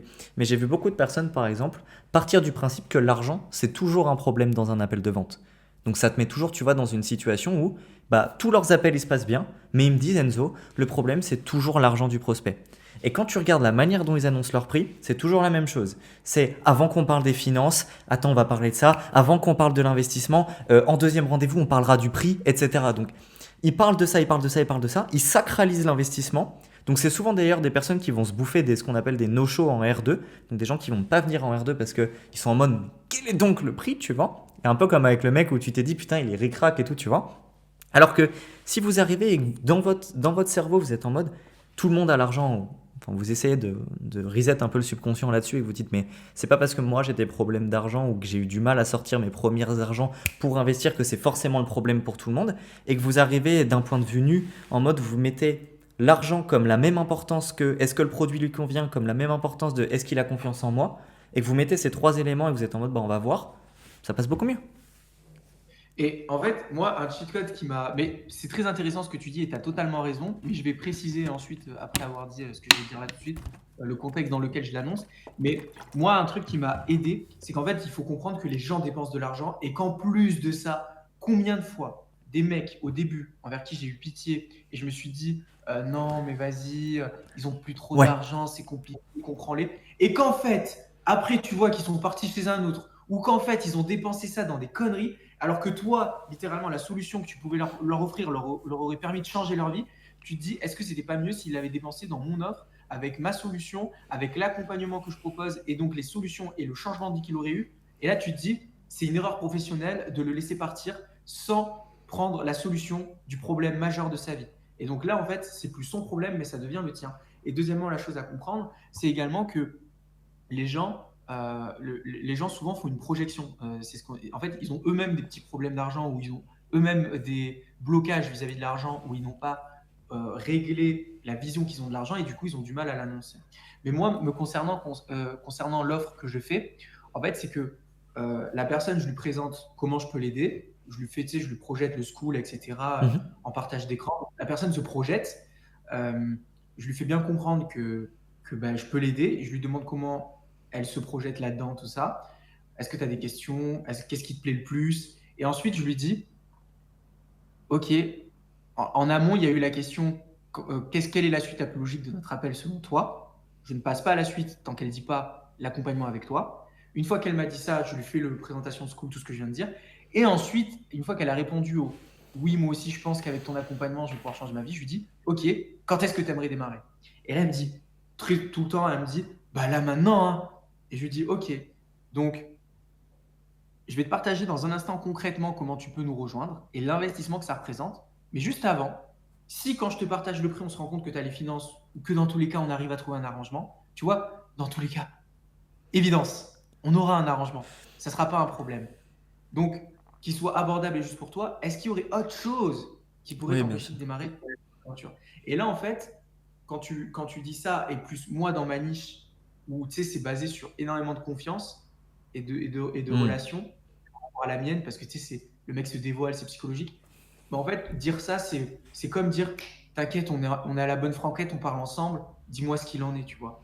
Et en fait, ça marche plus que de professionnaliser parce que quand tu professionnalises, en fait, les mecs ils se mettent soit une pression, soit ils mettent des barrières eux-mêmes. Et en fait, à contrario, quand tu y vas comme j'y vais, bah, j'ai pu remarquer que très souvent c'est beaucoup mieux et t'as pas d'objection très souvent, hormis probablement le prix, mais parce qu'ils ont plus d'argent. Et d'ailleurs, pour te dire, des fois, ils me font même des screenshots de leur Ouais, compte bancaire, de leur livret, quand ils n'ont pas l'argent, tu vois. Donc, ouais, absolument. Ouais. c'est. Peut-être que Ouais, sur donc, ton marché, effectivement, c'est plus pertinent. Moi, je sais que sur le mien, vu que c'est un des marchés les plus sophistiqués, notamment, il y a ce besoin d'avoir beaucoup de posture et que donc avoir beaucoup plus de limites, être parfois un peu plus froid sur certaines choses, c'est quelque chose qui marche mieux, surtout vu qu'on parle beaucoup de finances. Toi, tu es sur de l'humain. Donc effectivement que Ouais. c'est des choses qui vont potentiellement plus vibrer avec l'avatar en face de toi. Nous, on est parfois purement sur de l'argent aussi qui doit rentrer. Et donc, avoir quelqu'un qui est en mode carré, droit, ça rassure. Et même parfois quelqu'un qui fait payer plus cher. Donc ça aussi, c'est des choses qui sont propres à du marché, mais c'est ultra intéressant. Euh, Toi, du coup, c'est quelque chose que tu as eu souvent des personnes qui ont eu peu confiance en toi, parce que du coup, de ce que tu me disais, c'était vraiment ce problème de confiance. Ou alors, c'est quelque chose que tu as déjà eu observé, un peu de cette réticence. Moi, je suis une personne où très souvent les gens ont tendance à me faire confiance très rapidement. Mhm. Donc, intrinsèquement, souvent, j'ai pas vraiment ce problème. Mais tu vois, typiquement, la personne que j'ai signée récemment, elle était très naïve. Tu sais, la personne des deux cas donc, que je viens de citer, très naïve de base. Et donc, très souvent dans sa vie, les problèmes qu'elle a pu avoir, c'est se faire entuber, se faire utiliser, etc. Et donc, à la fin, elle avait ultra peur, tu vois. Et, et la personne, elle me disait ah non, mais t'es un escroc ou pas, Kevin et tout. Mais tu sais, je voyais que même là, quand elle me le disait en ayant confiance en moi. Et qu'en fait, la chose à laquelle elle faisait face, c'est pas est-ce que moi j'étais un escroc, c'est est-ce que elle peut se faire confiance. Et quand tu comprends ça, tu lui dis t'as plus à te défendre toi ou à donner des arguments sur toi, Bien sûr. mais à donner des arguments sur. Et donc là, l'argumentaire que j'ai fait, ça n'était pas, mais bien sûr, tu peux me faire confiance. Ça a été, mais bien sûr, tu peux te faire confiance. T'es un grand garçon aujourd'hui, tu peux faire confiance en tes choix. Regarde, t'es encore vivant. Tous les choix que t'as fait, ils t'ont amené là où t'en es. Et la preuve, c'est qu'aujourd'hui, tu es au téléphone avec moi parce que tu veux prendre une bonne décision pour toi. Donc tu sais ce qui est bon pour toi.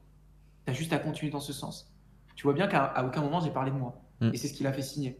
Et à la fin, je lui dis, OK, alors, on fait quoi? On se lance? Et là, il me dit, bah écoute, je viens d'appuyer. Bam, c'était fait. À aucun moment, je n'ai parlé de moi, pourtant la question était posée sur moi. D'où l'importance de comprendre l'être humain. Ouais, Tu vois, parce absolument. que est-ce que tu es un escroc? C'est pas ça la question. La question c'était est-ce que je peux me faire confiance? Et c'est masqué parce que oui, parce que la personne elle a un passif, parce que la personne a vécu des choses.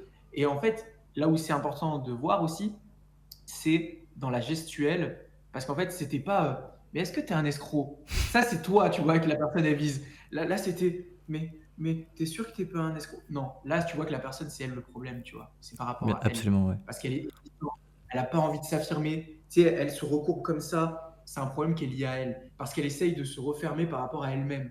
Et là, une fois que tu interprètes ça, que tu comprends ça, mais en fait, tu as les bons argumentaires, tu as les bonnes balles, comme on disait tout à l'heure. Tu n'as plus un fusil à billes, tu as vraiment un vrai fusil et donc tu peux démonter l'objection. Donc, important aussi de bien comprendre qu'est-ce qui est caché derrière l'objection. Dans ma niche, en tout cas, c'est primordial. Toi, c'est vrai que la tienne, c'est vrai que tu as besoin d'être carré, structuré, Il y a parce beaucoup que d'humains aussi, les mais gens, c'est clair. Le ouais, body ils te donnent leur language, argent. oui, Non, ouais. absolument. La meilleure chose dans le B2B, s'il y en a qui sont dans le B2B, vu que c'est l'audience primaire de cette chaîne, un des super tips, quand vous avez des gens qui vous posent des questions ou qui sont dans des situations que vous trouvez irrationnelles, c'est de retourner la situation. Moi, je le fais tout le temps. Une personne qui me dit mais est-ce que tu es un escroc? Du coup, déjà, la première chose, c'est que il faut toujours préciser une question avant d'y répondre. Un escroc, c'est-à-dire bah, est-ce que tu vas m'arnaquer ou me prendre mon argent? Parfois, un escroc, c'est pas forcément quelqu'un qui va vous prendre l'argent, c'est quelqu'un qui va pas vous donner les résultats nécessaires. Donc, il faut déjà comprendre par quel prisme elle voit la façon péjorative. Est-ce que c'est l'argent? Est-ce que c'est la confiance? Est-ce que c'est potentiellement quelqu'un qui va donner des informations qui ne doivent pas être données? Ou quelqu'un qui va pas être là dans les délais? Enfin bref, vous, vous retournez ça. Et puis là, elle va vous dire, maintenant, est-ce que tu vas m'arnaquer? Est-ce que je vais acheter? Et puis en fait, il n'y aura pas d'accompagnement derrière. Et bah, au lieu de répondre par ego, il y a un super tips que Kevin utilisait, donc effectivement, c'est de parler à elle en lui disant, ok, mais qu'est-ce qui te fait penser ça, etc. Mais auquel cas, on vous accuse vraiment vous, le meilleur moyen, c'est de le mettre dans la position dans laquelle vous êtes. Donc, c'est de dire, ok, avant d'y répondre, j'aimerais juste savoir, est-ce que c'est une question qu'on t'a déjà posée? La plupart du temps, d'ailleurs, si la personne vous pose cette question, c'est qu'elle l'a déjà eu en appel de vente ou qu'elle a un doute sur elle-même. Et donc, du coup, vous allez retourner la situation en lui demandant, bah, est-ce que c'est quelque chose qu'on t'a déjà posé? Oui ou non, peu importe. Très bien. Donc là, si tu étais dans ma situation et que tu devais répondre à cette question, tu répondrais quoi? Et donc la personne, elle va vous dire, mais non, jamais de la vie, mon accompagnement, il est trop bien, je suis pas un escroc, moi je fais les choses. Ok. Est-ce que tu penses pas que c'est la même chose pour moi aujourd'hui? Bah si. Ok, donc pourquoi tu me poses cette question? Il y a un doute, il y a des choses que tu veux qu'on revoie ensemble? Non, je suis 100% confiant, je pose juste une question. Le meilleur moyen, c'est de juste montrer l'irrationalité de la question posée pour lui. Ou alors, ok, Pierrick, tu me dis que ça fait 3 mois que tu galères à développer ta boîte, et là tu me dis que tu as besoin encore de 6 mois pour apprendre tout seul. Si demain, je devais acheter tes services de publicité ou je devais créer une landing page grâce à toi et que je te disais que je vais attendre encore 6 mois avant de me lancer avec toi pour créer ma propre landing page alors que ça fait 3 mois que j'échoue, tu verrais comment la situation? Et le mec va te dire, mais c'est complètement con. Voilà, t'as la réponse. Mais c'est archi smart ce que tu viens de dire. Bah, moi, pour le coup, j'ai pas ce genre de, Oui, c'est tu sais, dur. de problématique par rapport à vente-vente. Mais toi, par contre, effectivement, c'est super smart. Mais oui, bah, parce que tu sais, au début, il me disait ah, mais je sais pas, tu sais, je suis très naïf, tout ça. Donc, forcément, quand il me disait ce que tu as au début, j'ai commencé par le dire parce qu'on me la pose pas souvent non plus. Donc, parce que moi, je fais le R1 où dedans, il y a beaucoup d'humains dans Bien mon sûr. R1. C'est beaucoup d'humains parce que bah, c'est faut de la confiance, tout ça. Mais en R2, quand le gars il me dit t'es un escroc, ça m'est arrivé, je pense, très rarement. J'ai même pas d'autres souvenirs. Et là, au début, j'ai fait bah, c'est-à-dire. Et à un moment, il m'a posé la question différemment, avant que j'en vienne à lui dire tu peux te faire confiance et tout. Il m'a posé, je sais plus quelle question. Il m'a dit mais non, mais t'es sûr, hein, tout est sûr, tu veux pas m'escroquer. Et là, j'ai dit en fait, je me suis dit au stade où on en est, factuellement, je lui ai montré que je l'étais pas. Aujourd'hui, il a peur. La seule chose que je peux lui renvoyer, ça ne sera pas une raison, ça ne sera pas un argumentaire, ça sera une émotion. Et là, je lui fais, mais comment ça? Mais tu sais, en fait, plus c'est décontracté dans ma niche à moi, en tout cas, plus ça va passer. Parce que le mec, il va se dire, mais c'est vrai, vu sa réaction dans tous les cas. Et en fait, l'émotion du décontracté, ça lui renvoie mais non, mais sinon, Ouais. il en ferait plus. Et c'est tout ce qu'il a besoin de ressentir, et c'était vrai. Parce que j'étais vraiment en mode, bah, c'est bon, en fait, juste réponds-lui comme tu répondrais dans la vraie vie. Qu'est-ce que tu me racontes? Et en fait, c'était un peu ça. Et du coup, le gars, il s'est dit, ah non, mais c'est ma faute, c'est parce que je suis très naïf. Donc là, j'ai compris que c'était sa faute et donc après, bon, je lui ai dit, mais Hmm. fais-toi confiance. Et je l'ai même carrément invité à ne dire à personne qui venait de faire cet accompagnement.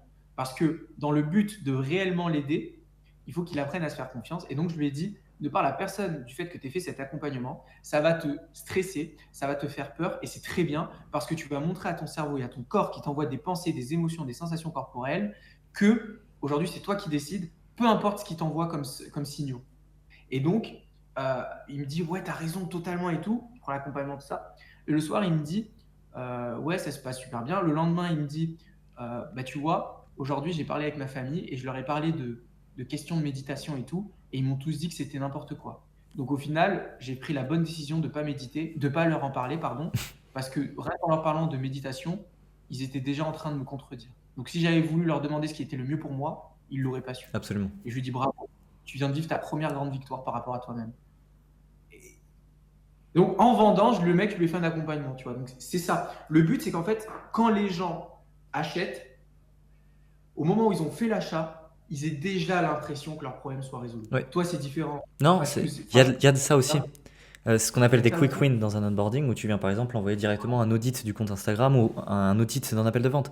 Et du coup, le simple fait qu'il ait des petites victoires dès le départ le rapproche de son objectif sur les premières heures. Donc, c'est Ah, pas ouais, aussi ouais, je vois tout à rationnel. fait. Bah, toi, effectivement, tu as totalement raison sur ça, mais tu sais, je parlais du fait de moi, en fait, mon but ultime en termes de marketing, c'est que le mec qui vit son problème, sans me connaître, il se dit, il faut que je trouve une solution. Un jour, il me connaît, il se dit, donc il y a une solution. Et mon but ultime, c'est que quand il est en appel avec moi, il se dise, c'est ma solution.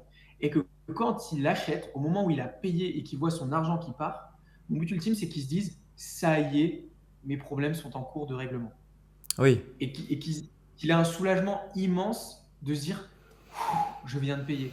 Et ça, en fait, c'est parce que ça veut dire que mon marketing est très bon si j'arrive à procurer cette émotion-là. Lui, c'est ce qu'il a eu et c'est ce que souvent les gens ont quand ils me absolument. payent. Et je ne sais pas si toi ou pas, tu as ça justement dans ta Ouais, niche. bah c'est d'ailleurs le meilleur moyen de savoir si c'est le cas, c'est de demander comment se sent la personne.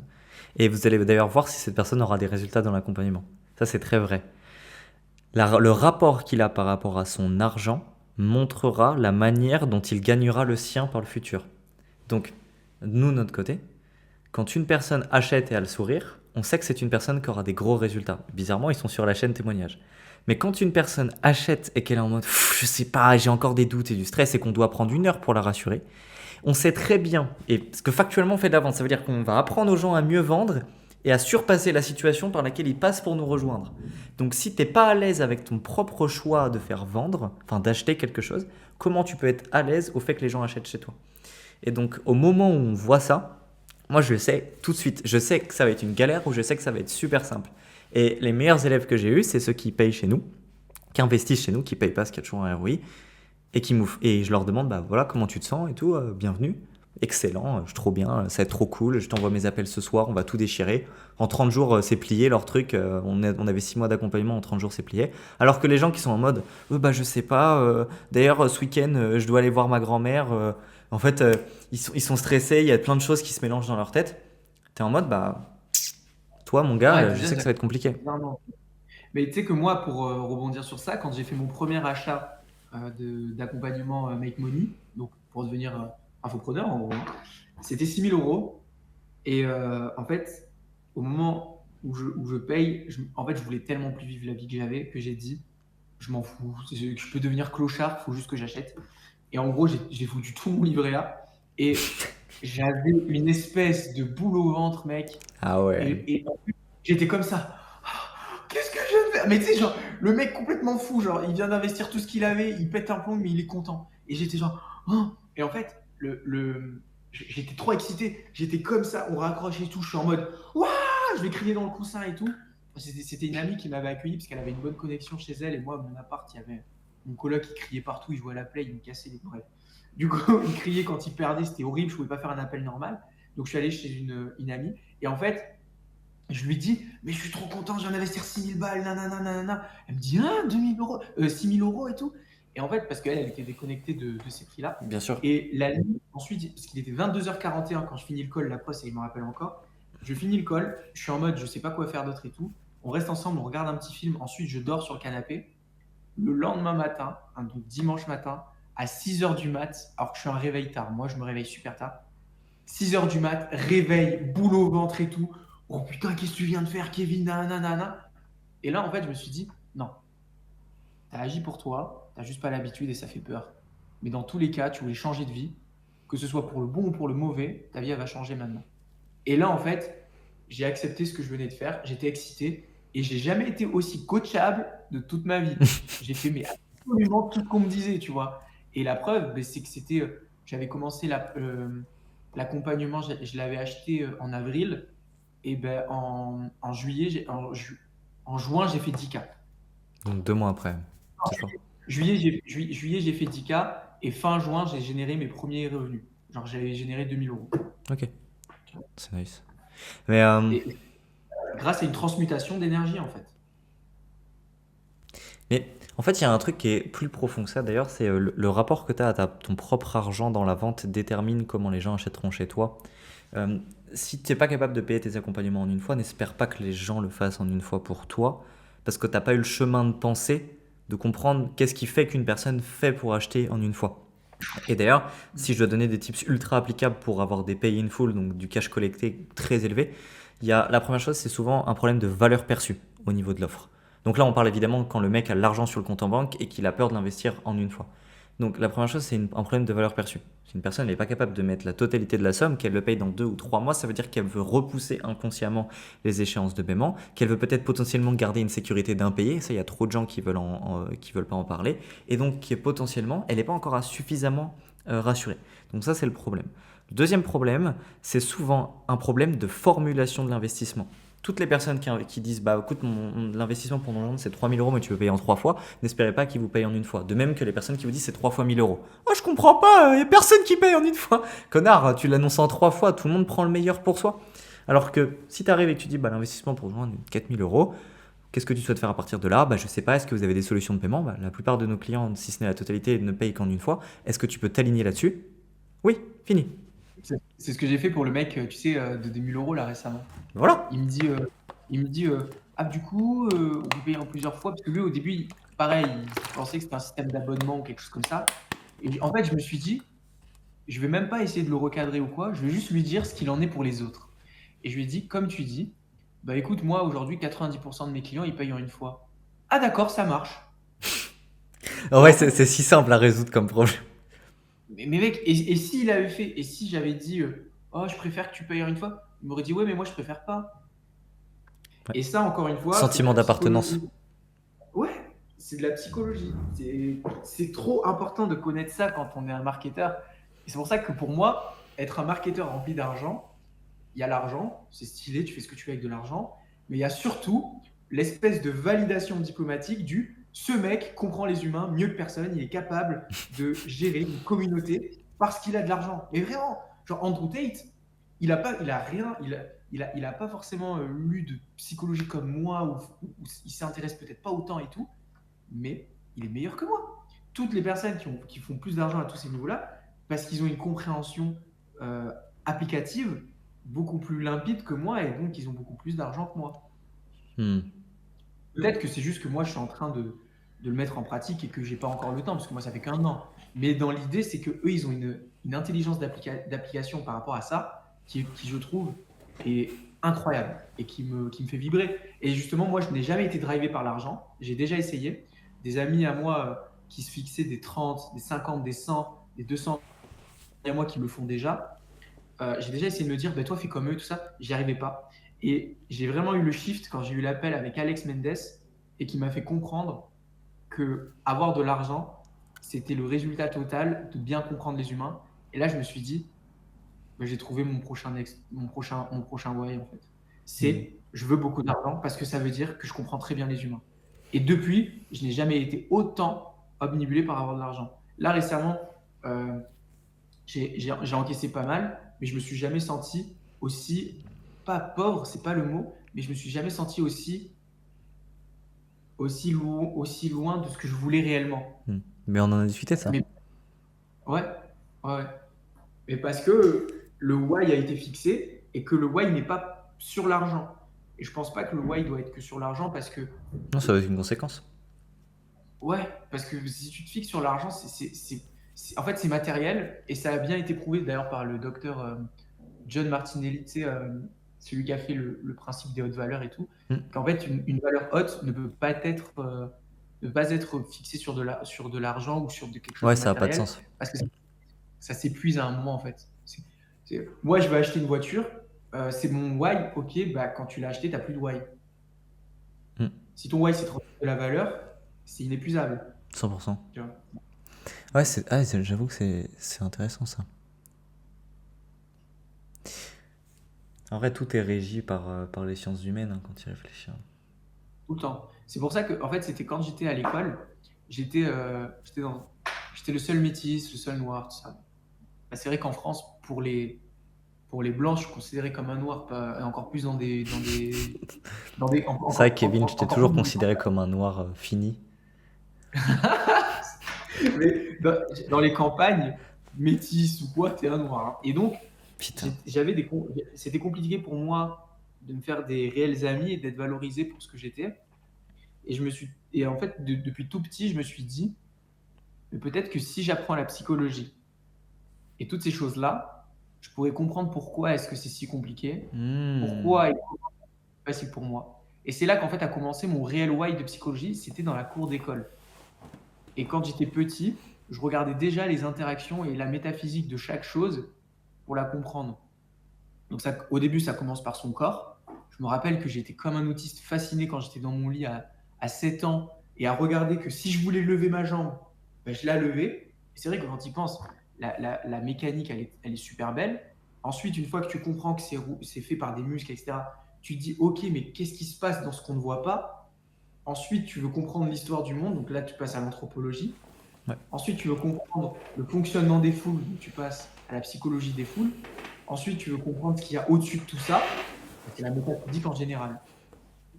Et c'est comme ça qu'en fait, mon chemin s'est fait. Ça a été psychologie, anthropologie, psychologie évolutionniste, nanana, nanana, intersexuel, tout ça, tout ça. Moi, Et j'ai com- ensuite, bah, Moi, j'ai compris beaucoup de choses sur l'entrepreneuriat quand je me suis mis à étudier les guerres et le fonctionnement d'une bataille ou autre. Et il y a plein de parallèles qui sont fous. D'ailleurs, il y a un livre qui est ultra connu qui s'appelle L'art de la guerre de Sun Tzu.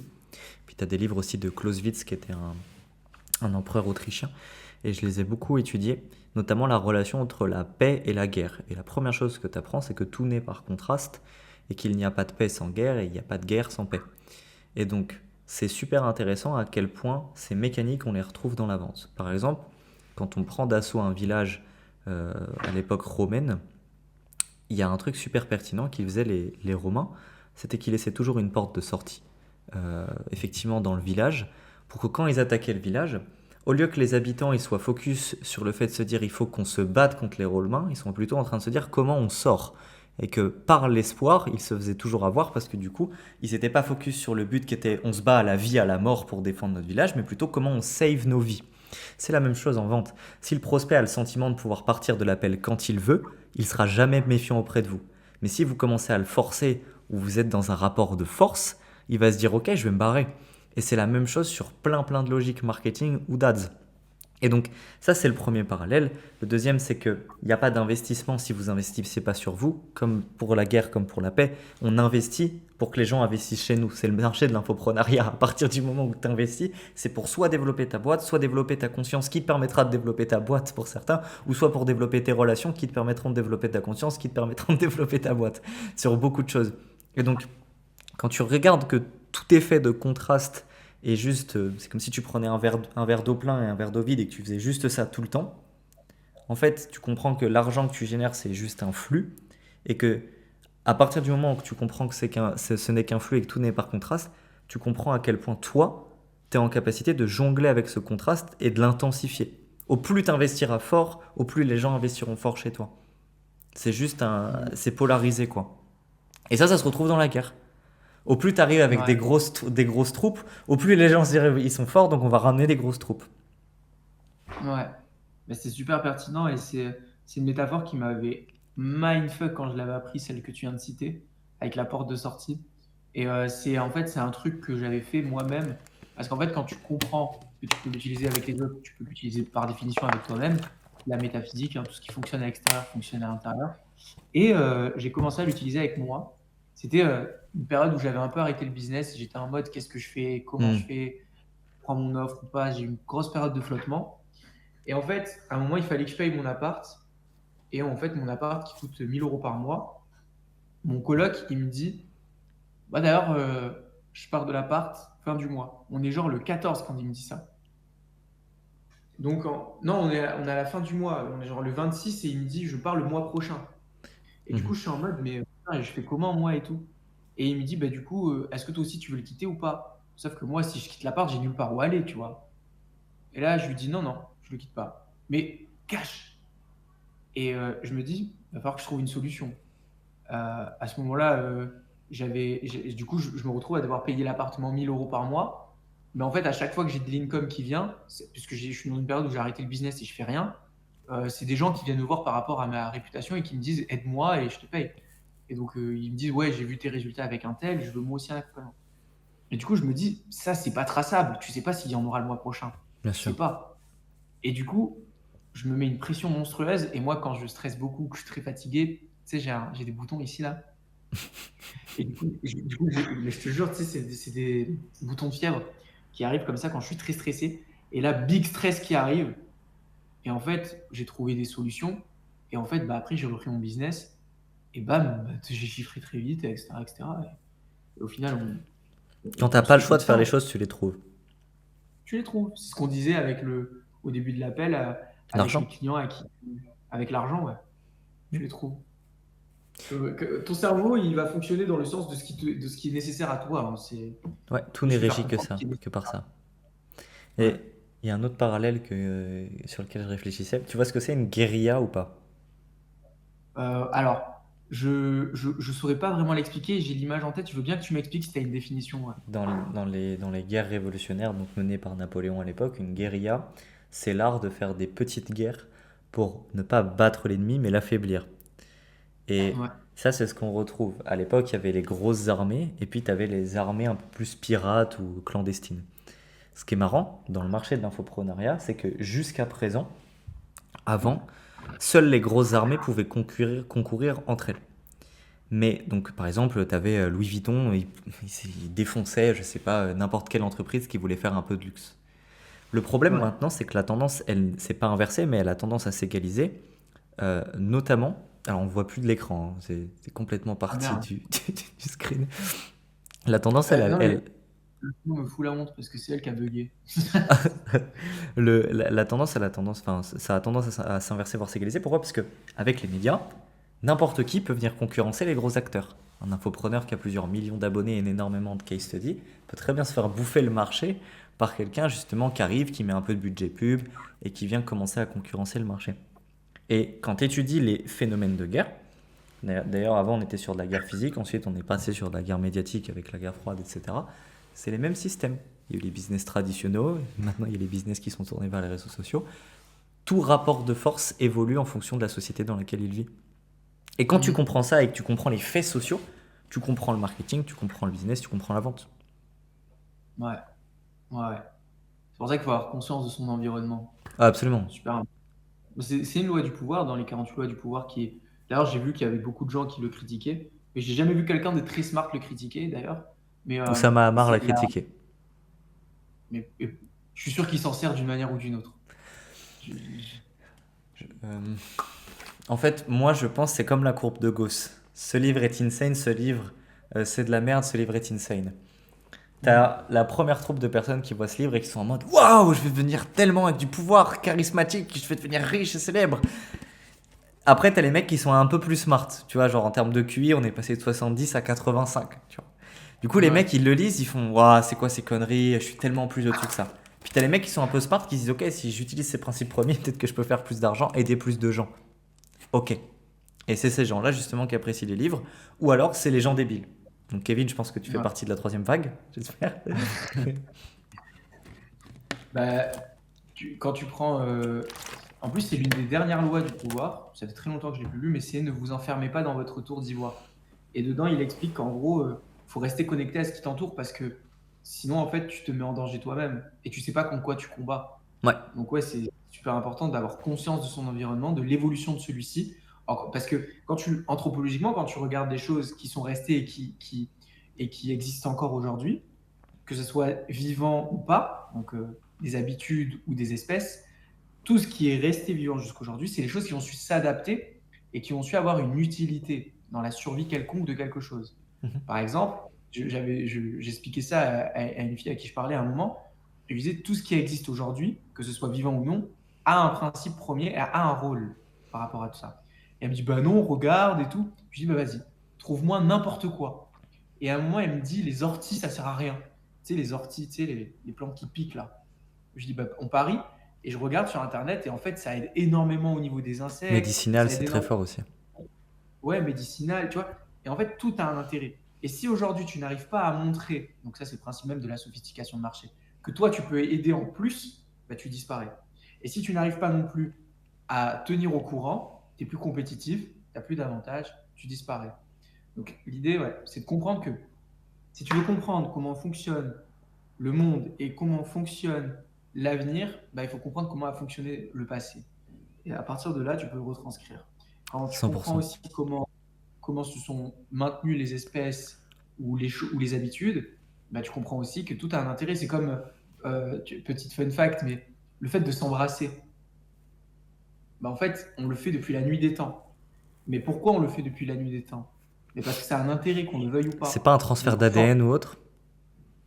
plus ou moins, oui, c'est ça en soi. C'est un transfert d'ADN et tout. Et donc, ça permet au corps de se prémunir petit à petit, un peu comme un espèce de mini vaccin pour vulgariser comme un teubé. Mais oui, c'est ça. Et du coup, tu es prémuni des microbes de l'autre personne, etc., etc.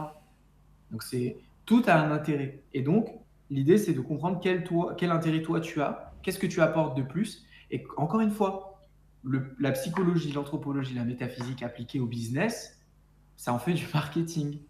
Le marketing, c'est juste un gros condensé de toutes les choses les meilleures et utiles appliquées dans un sens business. Il y a un truc qui serait ultra pertinent, c'est, je dis souvent par exemple qu'un excellent prof de physique peut devenir prof de maths en très peu de temps, tandis qu'un prof de maths ne peut pas devenir prof de physique très rapidement.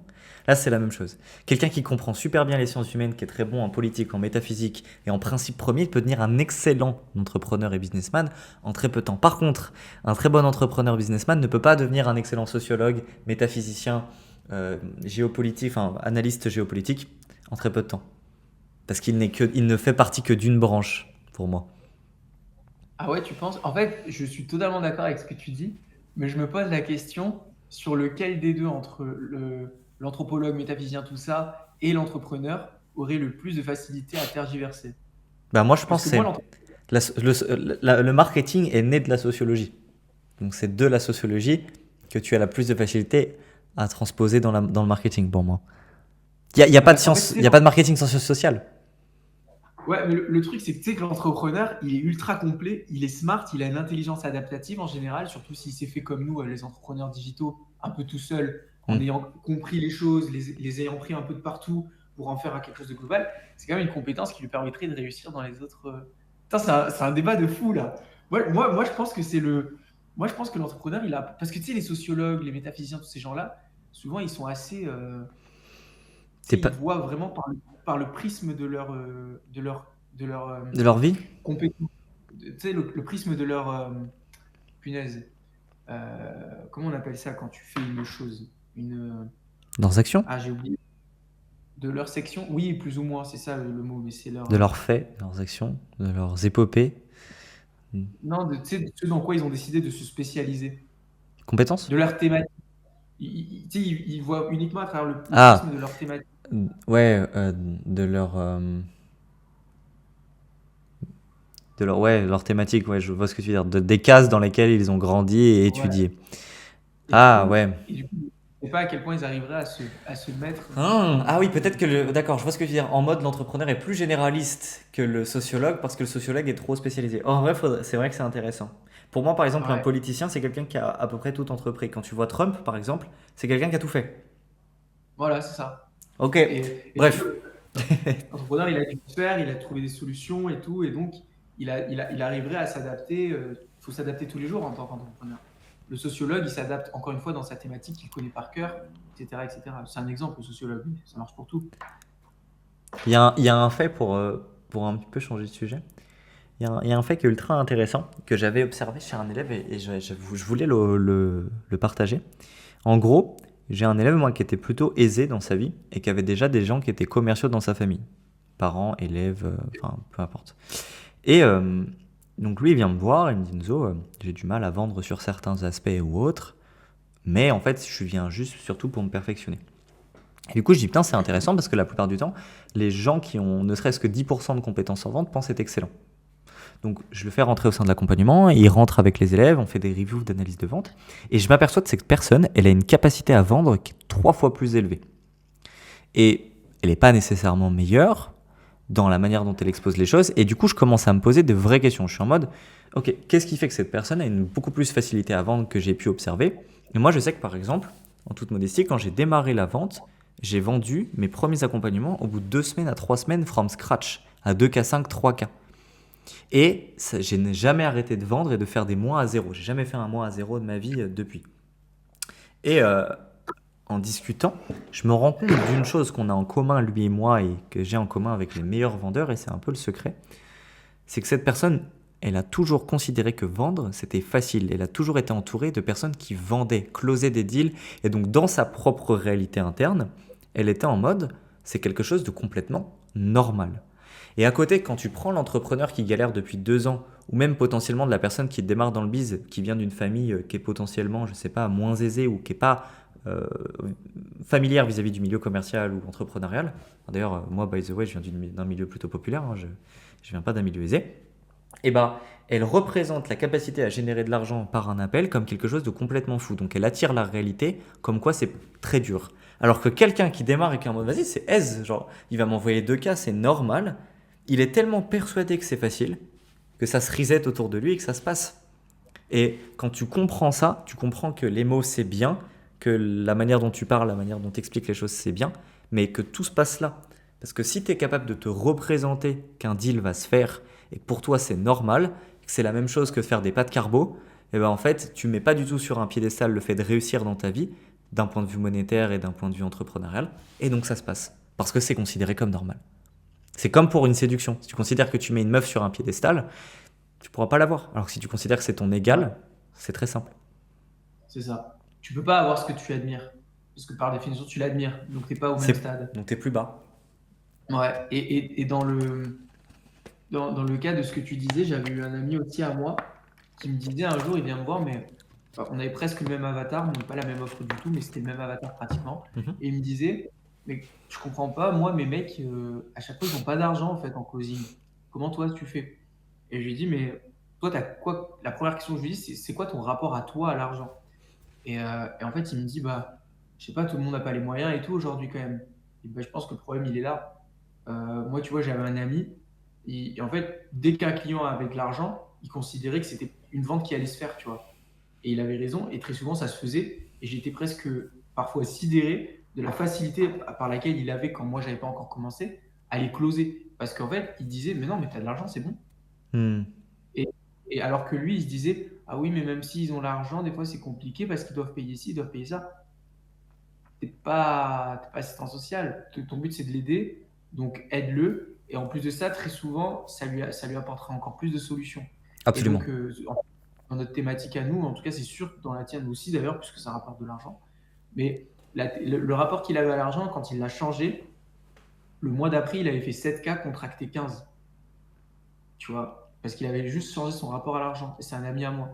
Et ça, c'est juste une croyance. Mais dans la communication, ça se sent, parce que tu es là en mode, je sais pas, tu es un peu hésitant. Alors que le truc à comprendre, c'est que les gens dépensent de l'argent. Et je te promets que quand tu vois des gens à qui tu dis, bon, ben, il n'a pas trop d'argent, je le laisse tranquille, Ouais. et qu'en fait, tu dépenses dans un truc de con après, ou chez ton concurrent, ou quoi, là, tu te dis, bah, en fait, j'aurais peut-être pas dû, quoi. Et là, tu commences à changer ton prisme. Quand j'ai une personne qui me dit qu'elle a pas l'argent, la première question que je lui pose, c'est quoi le téléphone que t'as? Un iPhone. C'est quoi l'ordinateur que t'as? Un MacBook. Ok. Ton loyer coûte combien? 900 balles. T'as fait des écoles? T'as fait des études? Ouais. T'as fait quoi? École de co. Elle était privée? Oui. Combien l'année? 20K. Donc là, tu es en train de me dire que pour une formation qui est relativement privée, mais que socialement elle a été acceptée, ta capacité à passer à l'action, parce que tu te dis que c'est normal et donc que tu as été même prêt à faire un prêt à taux zéro étudiant, mais que maintenant pour investir pour toi-même, quand c'est toi qui conscientise ta décision et qu'elle n'est pas validée socialement, tu as peur de le faire et tu dis que tu n'as pas l'argent. Et les gens comprennent après que tout n'est que fait sociaux et tout n'est que validation sociale.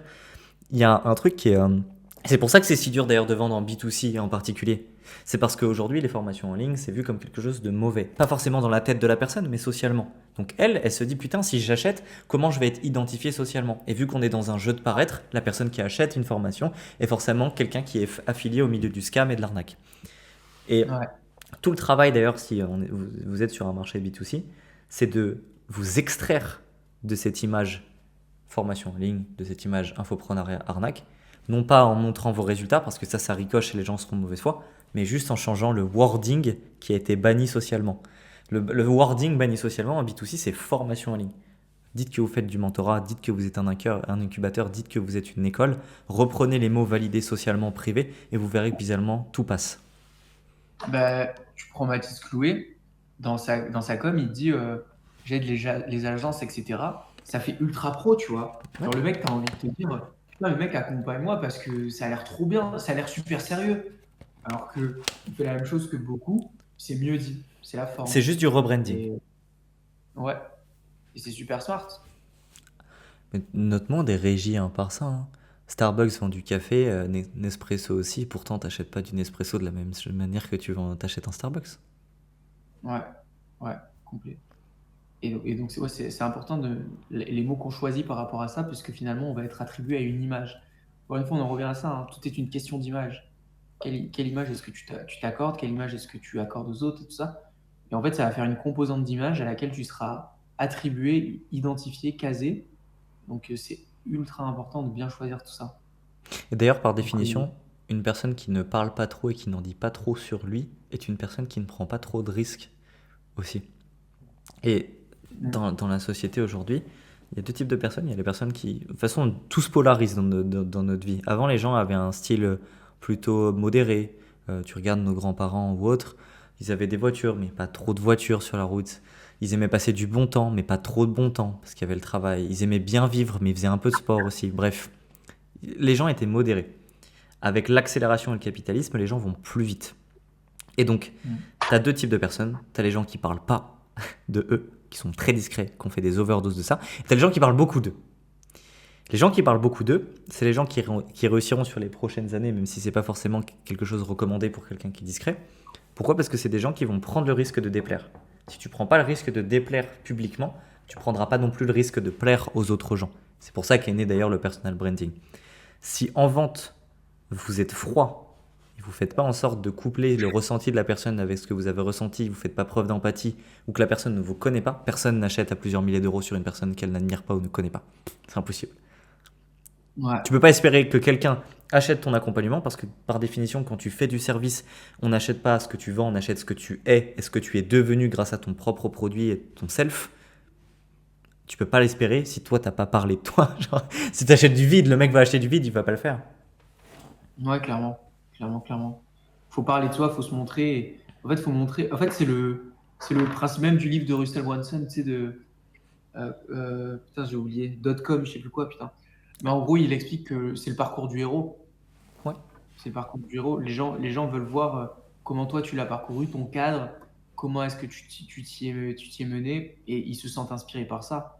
Alors, moi, je sais que quand j'avais payé mon premier accompagnement, quand le mec il m'avait contacté, j'étais allé voir son Insta et tout, je le voyais marcher, en fait, je le sentais libre. C'était tout ce que je voulais. Je voyais qu'il faisait de la montée en montagne, qu'il avait des belles montres, qu'il voyageait et tout. Et il le faisait pas de manière ostentatoire. C'était ça que j'aimais, c'est qu'il le faisait de manière discrète. Genre, mais parce qu'ils étaient très loin dans son Insta. Et je me suis dit, putain, en fait, il est tellement bien qu'il a même plus besoin de flexer puisqu'il le sait. Et là, je me suis dit, mais waouh, moi je veux ça. Je veux être tellement puissant sans avoir besoin de flexer, mais que tellement que je l'ai, ça le respire naturellement. Hmm. Et là, je me suis dit, mais je vais apprendre à être comme lui. Et du coup, bah, j'ai signé chez lui. Et jusqu'à aujourd'hui, il aura toujours une place spéciale pour moi parce que c'est cette personne qui m'a fait commencer, qui m'a inspiré, etc., etc., tu vois. Ouais, complet. Pourquoi les gens achètent chez Andrew Tate? Son produit, il est pas ouf, Ouais, hein. The Real World, c'est pas une dinguerie. Parce que les gens kiffent Andrew, c'est tout. ouais, T'es plutôt ouais. introverti, toi, Kevin, ou pas? Enfin, c'est pas quelque Ouais, chose que carrément. on en a discuté. Même moi, hein, je suis pas quelqu'un qui aime trop parler sur les réseaux ou autre, et je me force un petit peu parce que ça fait partie du taf. Comment toi, t'as réussi à surmonter ça un petit peu parce que t'es quand même excellent en vente, c'est marrant, c'est souvent un truc, tu vois, qu'on se dit complètement différent. D'être introverti et bon en vente, on imagine le vendeur comme dans le Wolf of Wall Street, quelque chose d'ultra extraverti, de quelqu'un qui va mettre beaucoup ses émotions, crier, avoir la rage et tout. C'est quoi ta vision par rapport à ça et comment toi t'as réussi à, en tant qu'introverti, bien vendre? Parce qu'il y en a beaucoup qui pensent que c'est ça, tu vois. Ouais. Alors moi, ce que j'ai commencé à faire, c'est que je suis introverti, mais j'ai beaucoup d'émotions. Je suis assez sensible, tout ça. Et en fait, je vis beaucoup de choses. Je vis beaucoup je remarque beaucoup de choses. Et je me suis dit que ces émotions, il y avait un moyen de les transmettre. Et que maintenant, ce que je fais, c'est que quand je ressens des émotions, quand j'ai des réalisations, je les partage direct sur Insta, en story, sur mon Telegram, sur YouTube. J'essaye de le partager le plus rapidement possible pour garder le contenant émotionnel que ça procure, pour le partager et avoir encore plus d'émotions à transmettre. Oui, bien sûr. Et, et du coup, je m'y prends comme ça parce que c'est vrai que même moi, des fois, j'ai des phases où je me dis, si je pouvais me retirer et rester dans ma grotte tranquillement, ça m'irait très bien, tu vois. Mais j'aime aussi le fait de pouvoir voir les gens changer.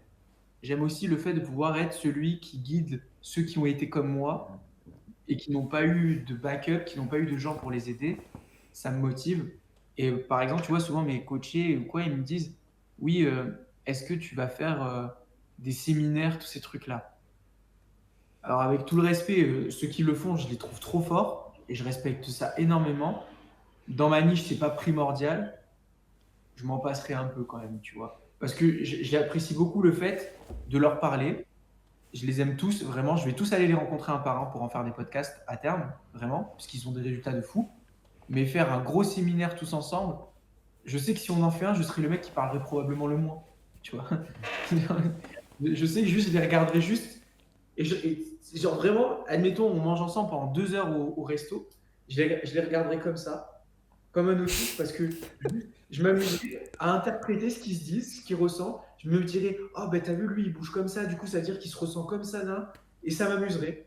Et je sais pas à quel point c'est réellement pertinent. Et puis pour l'effort pour que ça demande par rapport à eux, je sais pas si c'est pertinent ou pas, tu vois. Moi, ce serait un kiff, je pense, de faire des masterminds et tout. Parce que c'est relié directement à mon why, vu que je voulais devenir conférencier. Tu vois, le fait Ouais, de regrouper, de remplir des salles.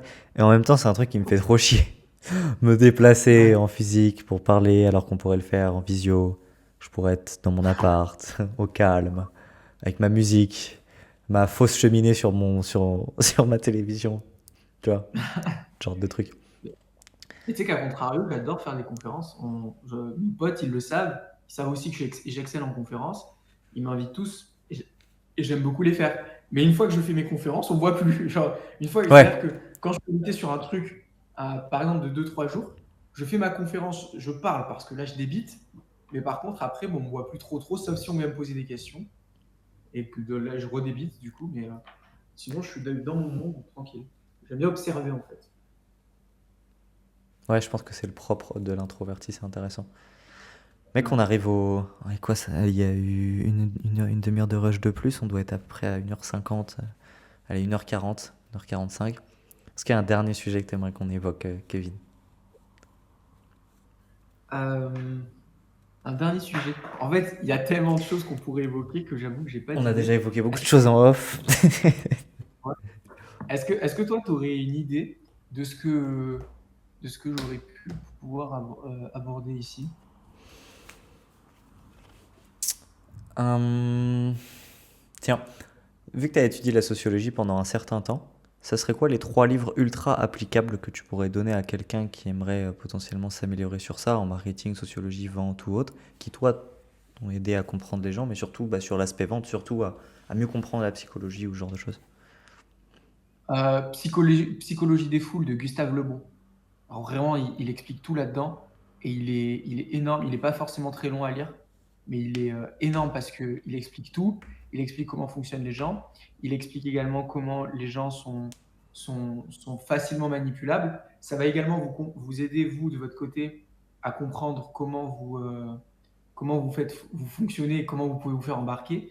Et le deuxième que je recommanderais, c'est La Vague. J'ai plus l'auteur, je me souviens juste du livre La Vague. Tu connais ou pas, toi, Enzo? Tu l'as La peut-être lu vague, je d'ailleurs. connais le tableau japonais, ça s'appelle la Non, vague. c'est vrai, c'est La Vague. En fait, c'était pour expliquer le synopsis. C'est dans une classe d'école. Le professeur leur raconte la classe enfin, le cours sur Hitler et la jeunesse enfin, nazie.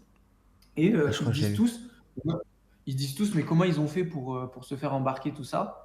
Et en fait, le prof, il dit, non, mais c'est pas aussi facile que vous pensez, c'est beaucoup plus compliqué que ça, quoi. Et donc là, il dit, d'accord, ben, essayez de nous faire la même chose et vous verrez qu'on ne se fera pas avoir. Et du coup, le prof, il commence à faire des systèmes bien sociaux et bien pensés pour les embarquer dans un système. Et petit à petit, il voit que ça prend, il pousse le jeu, tu vois, c'est ludique. Et en fait, à un moment, très vite, il arrive à un point où il contrôle plus la classe et où la jeunesse de la classe donc s'est fait beaucoup trop embarquer. Et il y a des violences qui commencent à apparaître. Et en fait, il a créé une micro-société dans sa classe. Et en fait, Waouh. il y a des clans, il y a des partis et tout. Et en fait, il n'arrive plus à stopper le truc. Et ce livre, il explique comment les gens se sont fait embarquer à travers ça. Et il explique beaucoup de choses. Ça explique d'ailleurs tout le Covid, la vaccination, toutes ces choses-là. Il explique tout. Enfin, le livre, il explique tout, de A à Z. Donc, ouais, je vous conseille déjà ces deux-là. Et ces deux-là, ils vous expliquent énormément de choses. Après, putain, j'en ai peut-être j'en ai lu tellement que j'ai un trou de mémoire d'un coup. Mais déjà, si vous lisez ces deux-là concernant la sociologie, Ouais. vous concernant, vous allez comprendre énormément de choses. Ouais, vraiment. Hmm. Alors moi, je pense que c'est un super moyen aussi de comprendre la psychologie extérieure, c'est de se comprendre soi-même. C'est un peu ce qu'on a essayé de véhiculer dans ce podcast avec Kevin, de dire que la vente, c'est aussi le reflet d'être soi. Donc, potentiellement, repérer objectivement les patterns que vous avez fait par le passé sur vos appels de vente, si on est vraiment très spécifique, et repérer en permanence à quel point les blocages que vous avez en vente, c'est juste le reflet de vos croyances que vous avez pour vous. Et Ouais. c'est ultra profond. Et c'est plus qu'une simple phrase qui peut sonner bullshit à première vue. Mais si vous avez toujours des problèmes de cash collecté de personnes qui ne payent pas, c'est peut-être, et c'est sans doute d'ailleurs, voire même à 100%, un problème de rapport que vous avez vers l'argent. Si vos prospects ne vous font pas confiance, ou que vous sentez que votre produit n'a pas de sens, c'est sans doute que vous doutez de votre propre produit. Et le meilleur conseil que je pourrais vous donner, la meilleure question qui vous permettrait de savoir si votre produit il vaut la peine d'être vendu, c'est est-ce que vous pourriez vendre votre produit à votre mère à ce prix-là. Si c'est pas le cas, c'est pas possible. Fin du game. Ouais. Je le connaissais pas ce principe-là, mais il est totalement vrai. Et tu vois, je suis très aligné. Par exemple, j'y pensais des fois, je m'étais dit, si je devais le vendre à mes parents, ben, je serais totalement OK. À mon frère, je serais totalement OK. Ah, moi j'ai Parce que accompagné mes ça, parents, hein. Genre, je les ai pas fait Ah payer, oui, je rassure tout le monde ici, personne m'a payé des dizaines de milliers d'euros pour ça, mais ma mère et mon père sont mon accompagnement et se sont déjà pointés sur des coachings de groupe. incroyable. Mais ouais, bah ouais, complètement, t'as raison. Et puis, tu vois, moi, ce que j'aimerais rajouter, c'est au niveau du dev perso en général. Au niveau de la. Aujourd'hui, on est dans une société capitaliste. Et là, on en vient plus à la psychologie des foules et au livre La Vague. L'intérêt du capitalisme, c'est de vous faire acheter. L'intérêt du capitalisme, c'est de vous faire croire que toutes les solutions que vous voulez par rapport à vos problèmes de votre vie se trouvent à l'extérieur de vous. Que donc, par définition et par extension, vous devez aller chercher les choses à l'extérieur, courir après les choses. Ça, c'est le principe même du capitalisme parce que ça vous fait vous perdre, ça vous fait vous sentir pas assez, et donc vous avez l'impression qu'il faut toujours consommer, toujours acheter. Hmm. En réalité, la vraie reprogrammation que vous souhaitez, elle passe par la reprogrammation de vous-même et par arrêter d'écouter vos pensées, arrêter d'écouter vos émotions, arrêter d'écouter vos sensations corporelles, stress, chaleur, toutes ces choses-là. C'est là pour vous donner des signaux par rapport à ce que vous êtes en train de vivre maintenant sur un reflet du passé. Donc ça veut dire que, un exemple tout con, je m'appelle Thomas, j'ai 7 ans. Quand j'avais 7 ans, j'étais passé devant la classe pour faire un exposé et en fait, mon exposé, il était nul. Tout le monde m'a crié dessus. Tout le monde m'a dit que mon exposé, c'était de la merde. Mon cerveau, il a enregistré qu'une expérience sociale comme celle-ci, c'était à ne surtout plus revivre. Bam, il veut plus que je le revive, il veut me protéger. Il est là pour ma survie. Anxiété sociale. En grandissant, j'ai de l'anxiété sociale. Et ben, à chaque fois que je dois parler devant des gens ou que je dois parler avec des gens, mon cerveau, il va retenir qu'en fait, je devrais plutôt éviter. Donc, au moment où je dois le faire, peut-être que je vais me mettre à avoir des doutes. Si j'écoute pas mes doutes, je vais peut-être avoir du stress, de l'anxiété, de la panique.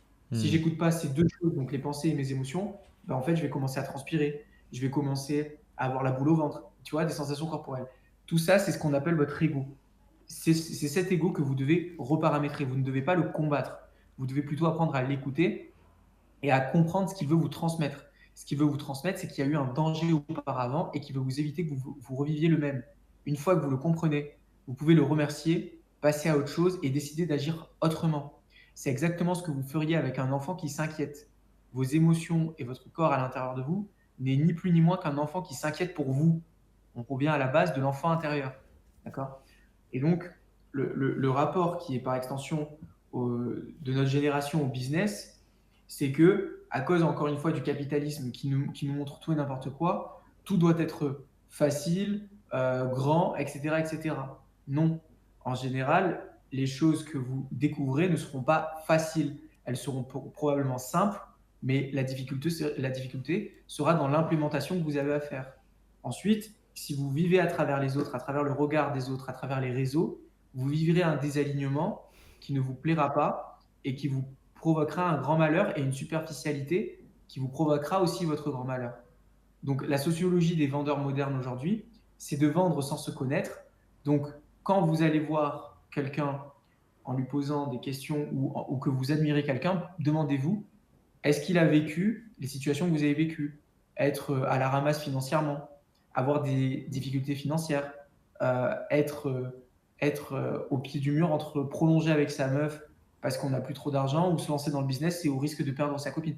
Peu importe. Ce que je veux vous dire, c'est que les gens que vous admirez, si vous voulez vraiment vous fier à eux, bah, demandez-vous est-ce qu'ils ont vécu ce que vous avez vécu? Est-ce qu'ils sont en mesure de vous aider là où vous voulez aller?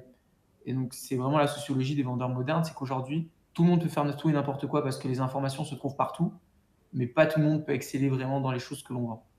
Et c'est la grande différence. Hmm. Donc, c'était un petit peu les derniers mots que je souhaitais transmettre. Voilà. Et pour terminer sur ce que tu disais, si vous voulez réellement savoir et comprendre ce que fait quelqu'un comme choix au momentum dans un appel de vente avec vous, référez-vous à ses valeurs premières. Tout le monde a des principes premiers qu'il suit tout au long de sa vie.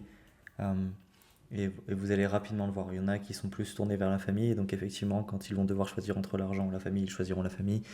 Il y en a qui sont plus tournés vers l'acquisition financière et le statut, et donc quand ils achèteront un accompagnement, c'est ça qui les fera shifter. Et je tenais aussi à dire qu'on a parlé beaucoup de concepts sociologiques avec Kevin Watt, au-delà de comprendre, pouvoir faire passer quelqu'un à l'action, etc.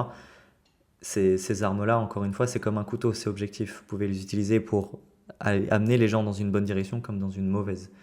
À vous de faire le choix. C'est vraiment un peu ça. Moi, personnellement, je le fais parce que je suis absolument convaincu de la qualité de ce qu'on propose et Kevin fait de la même. Il a tellement de résultats avec ses Mhm. clients que c'est la même chose. Donc, Ouais. si on vous apprend aussi à comprendre les décisions que peuvent faire vos prospects, vous devez aussi être en capacité de comprendre les décisions que vous faites pour vous quand vous allez acheter des accompagnements ou autres. Repérer les patterns des gens qui vous manipulent par rapport à ce qu'ils vendent. Et ça vous permettra de vivre une vie qui a du sens parce qu'en comprenant comment vous prenez des décisions quand elles sont bonnes et comprenant quand vous prenez des décisions qui sont factuellement mauvaises, c'est là que vous allez repérer quel est le bon chemin à suivre si vous voulez atteindre ce que vous voulez. Ouais. Et puis pour revenir sur ce que tu disais, c'est comprendre en fait à qui profite le crime. Comme par exemple quand on vous vend quelque chose ou qu'on vous affirme quelque chose, ça Absolument. aide qui d'affirmer ça? Ça aide qui de vous implémenter cette croyance? Ça aide qui de vous faire croire ça? Comme par exemple, je sais pas, moi sur les réseaux, combien de fois j'ai vu des gens m'implémenter des croyances qui au final n'étaient en aucun cas valorisantes pour ma vie. Et tout ça parce qu'en fait, sans m'en rendre compte, ils vendaient des choses. Et donc, ce que j'ai commencé à faire petit à petit, c'est de réduire les gens que je suivais sur Insta et les stories que je regardais sur Insta. Parce que, encore une fois, votre cerveau n'est qu'une arme d'interprétation. Il est fait pour interpréter tout ce qui se passe dans vos vies, tout ce qu'il voit, tout ce qu'il comprend, tout ce qu'il aperçoit. Il est fait pour l'interpréter et non pas pour le comprendre. C'est vous qui implémentez l'intention de compréhension. Mais par contre, lui, sa fonction première, ce sera l'interprétation. Donc, si par exemple, vous, vous, vous, euh, vous passez devant une boulangerie sans même la regarder à 15 heures, ne vous étonnez pas si à 21 heures, sans même comprendre pourquoi, vous pensez à une boulangerie ou au fait Absolument. que vous devez acheter du pain demain. C'est parce qu'il a interprété ça, votre cerveau, et il vous envoie ça pour vous faire comprendre des choses. C'est à vous de décrypter. Ouais, vos pensées, c'est pas non plus aussi le reflet de vos besoins, de votre réalité. Ça, c'est un truc qu'on pourrait Ouais. épiloguer. La discussion repartirait sur 1h30. Merci beaucoup, Kevin, d'avoir été là. C'était un Merci plaisir. à toi. On fera peut-être un épisode 2, peut-être dans quelques mois, 1 an, 2 ans, on verra. Mais en tout cas, c'était top. Euh, je mettrai tes coordonnées en dessous dans la description de cette vidéo.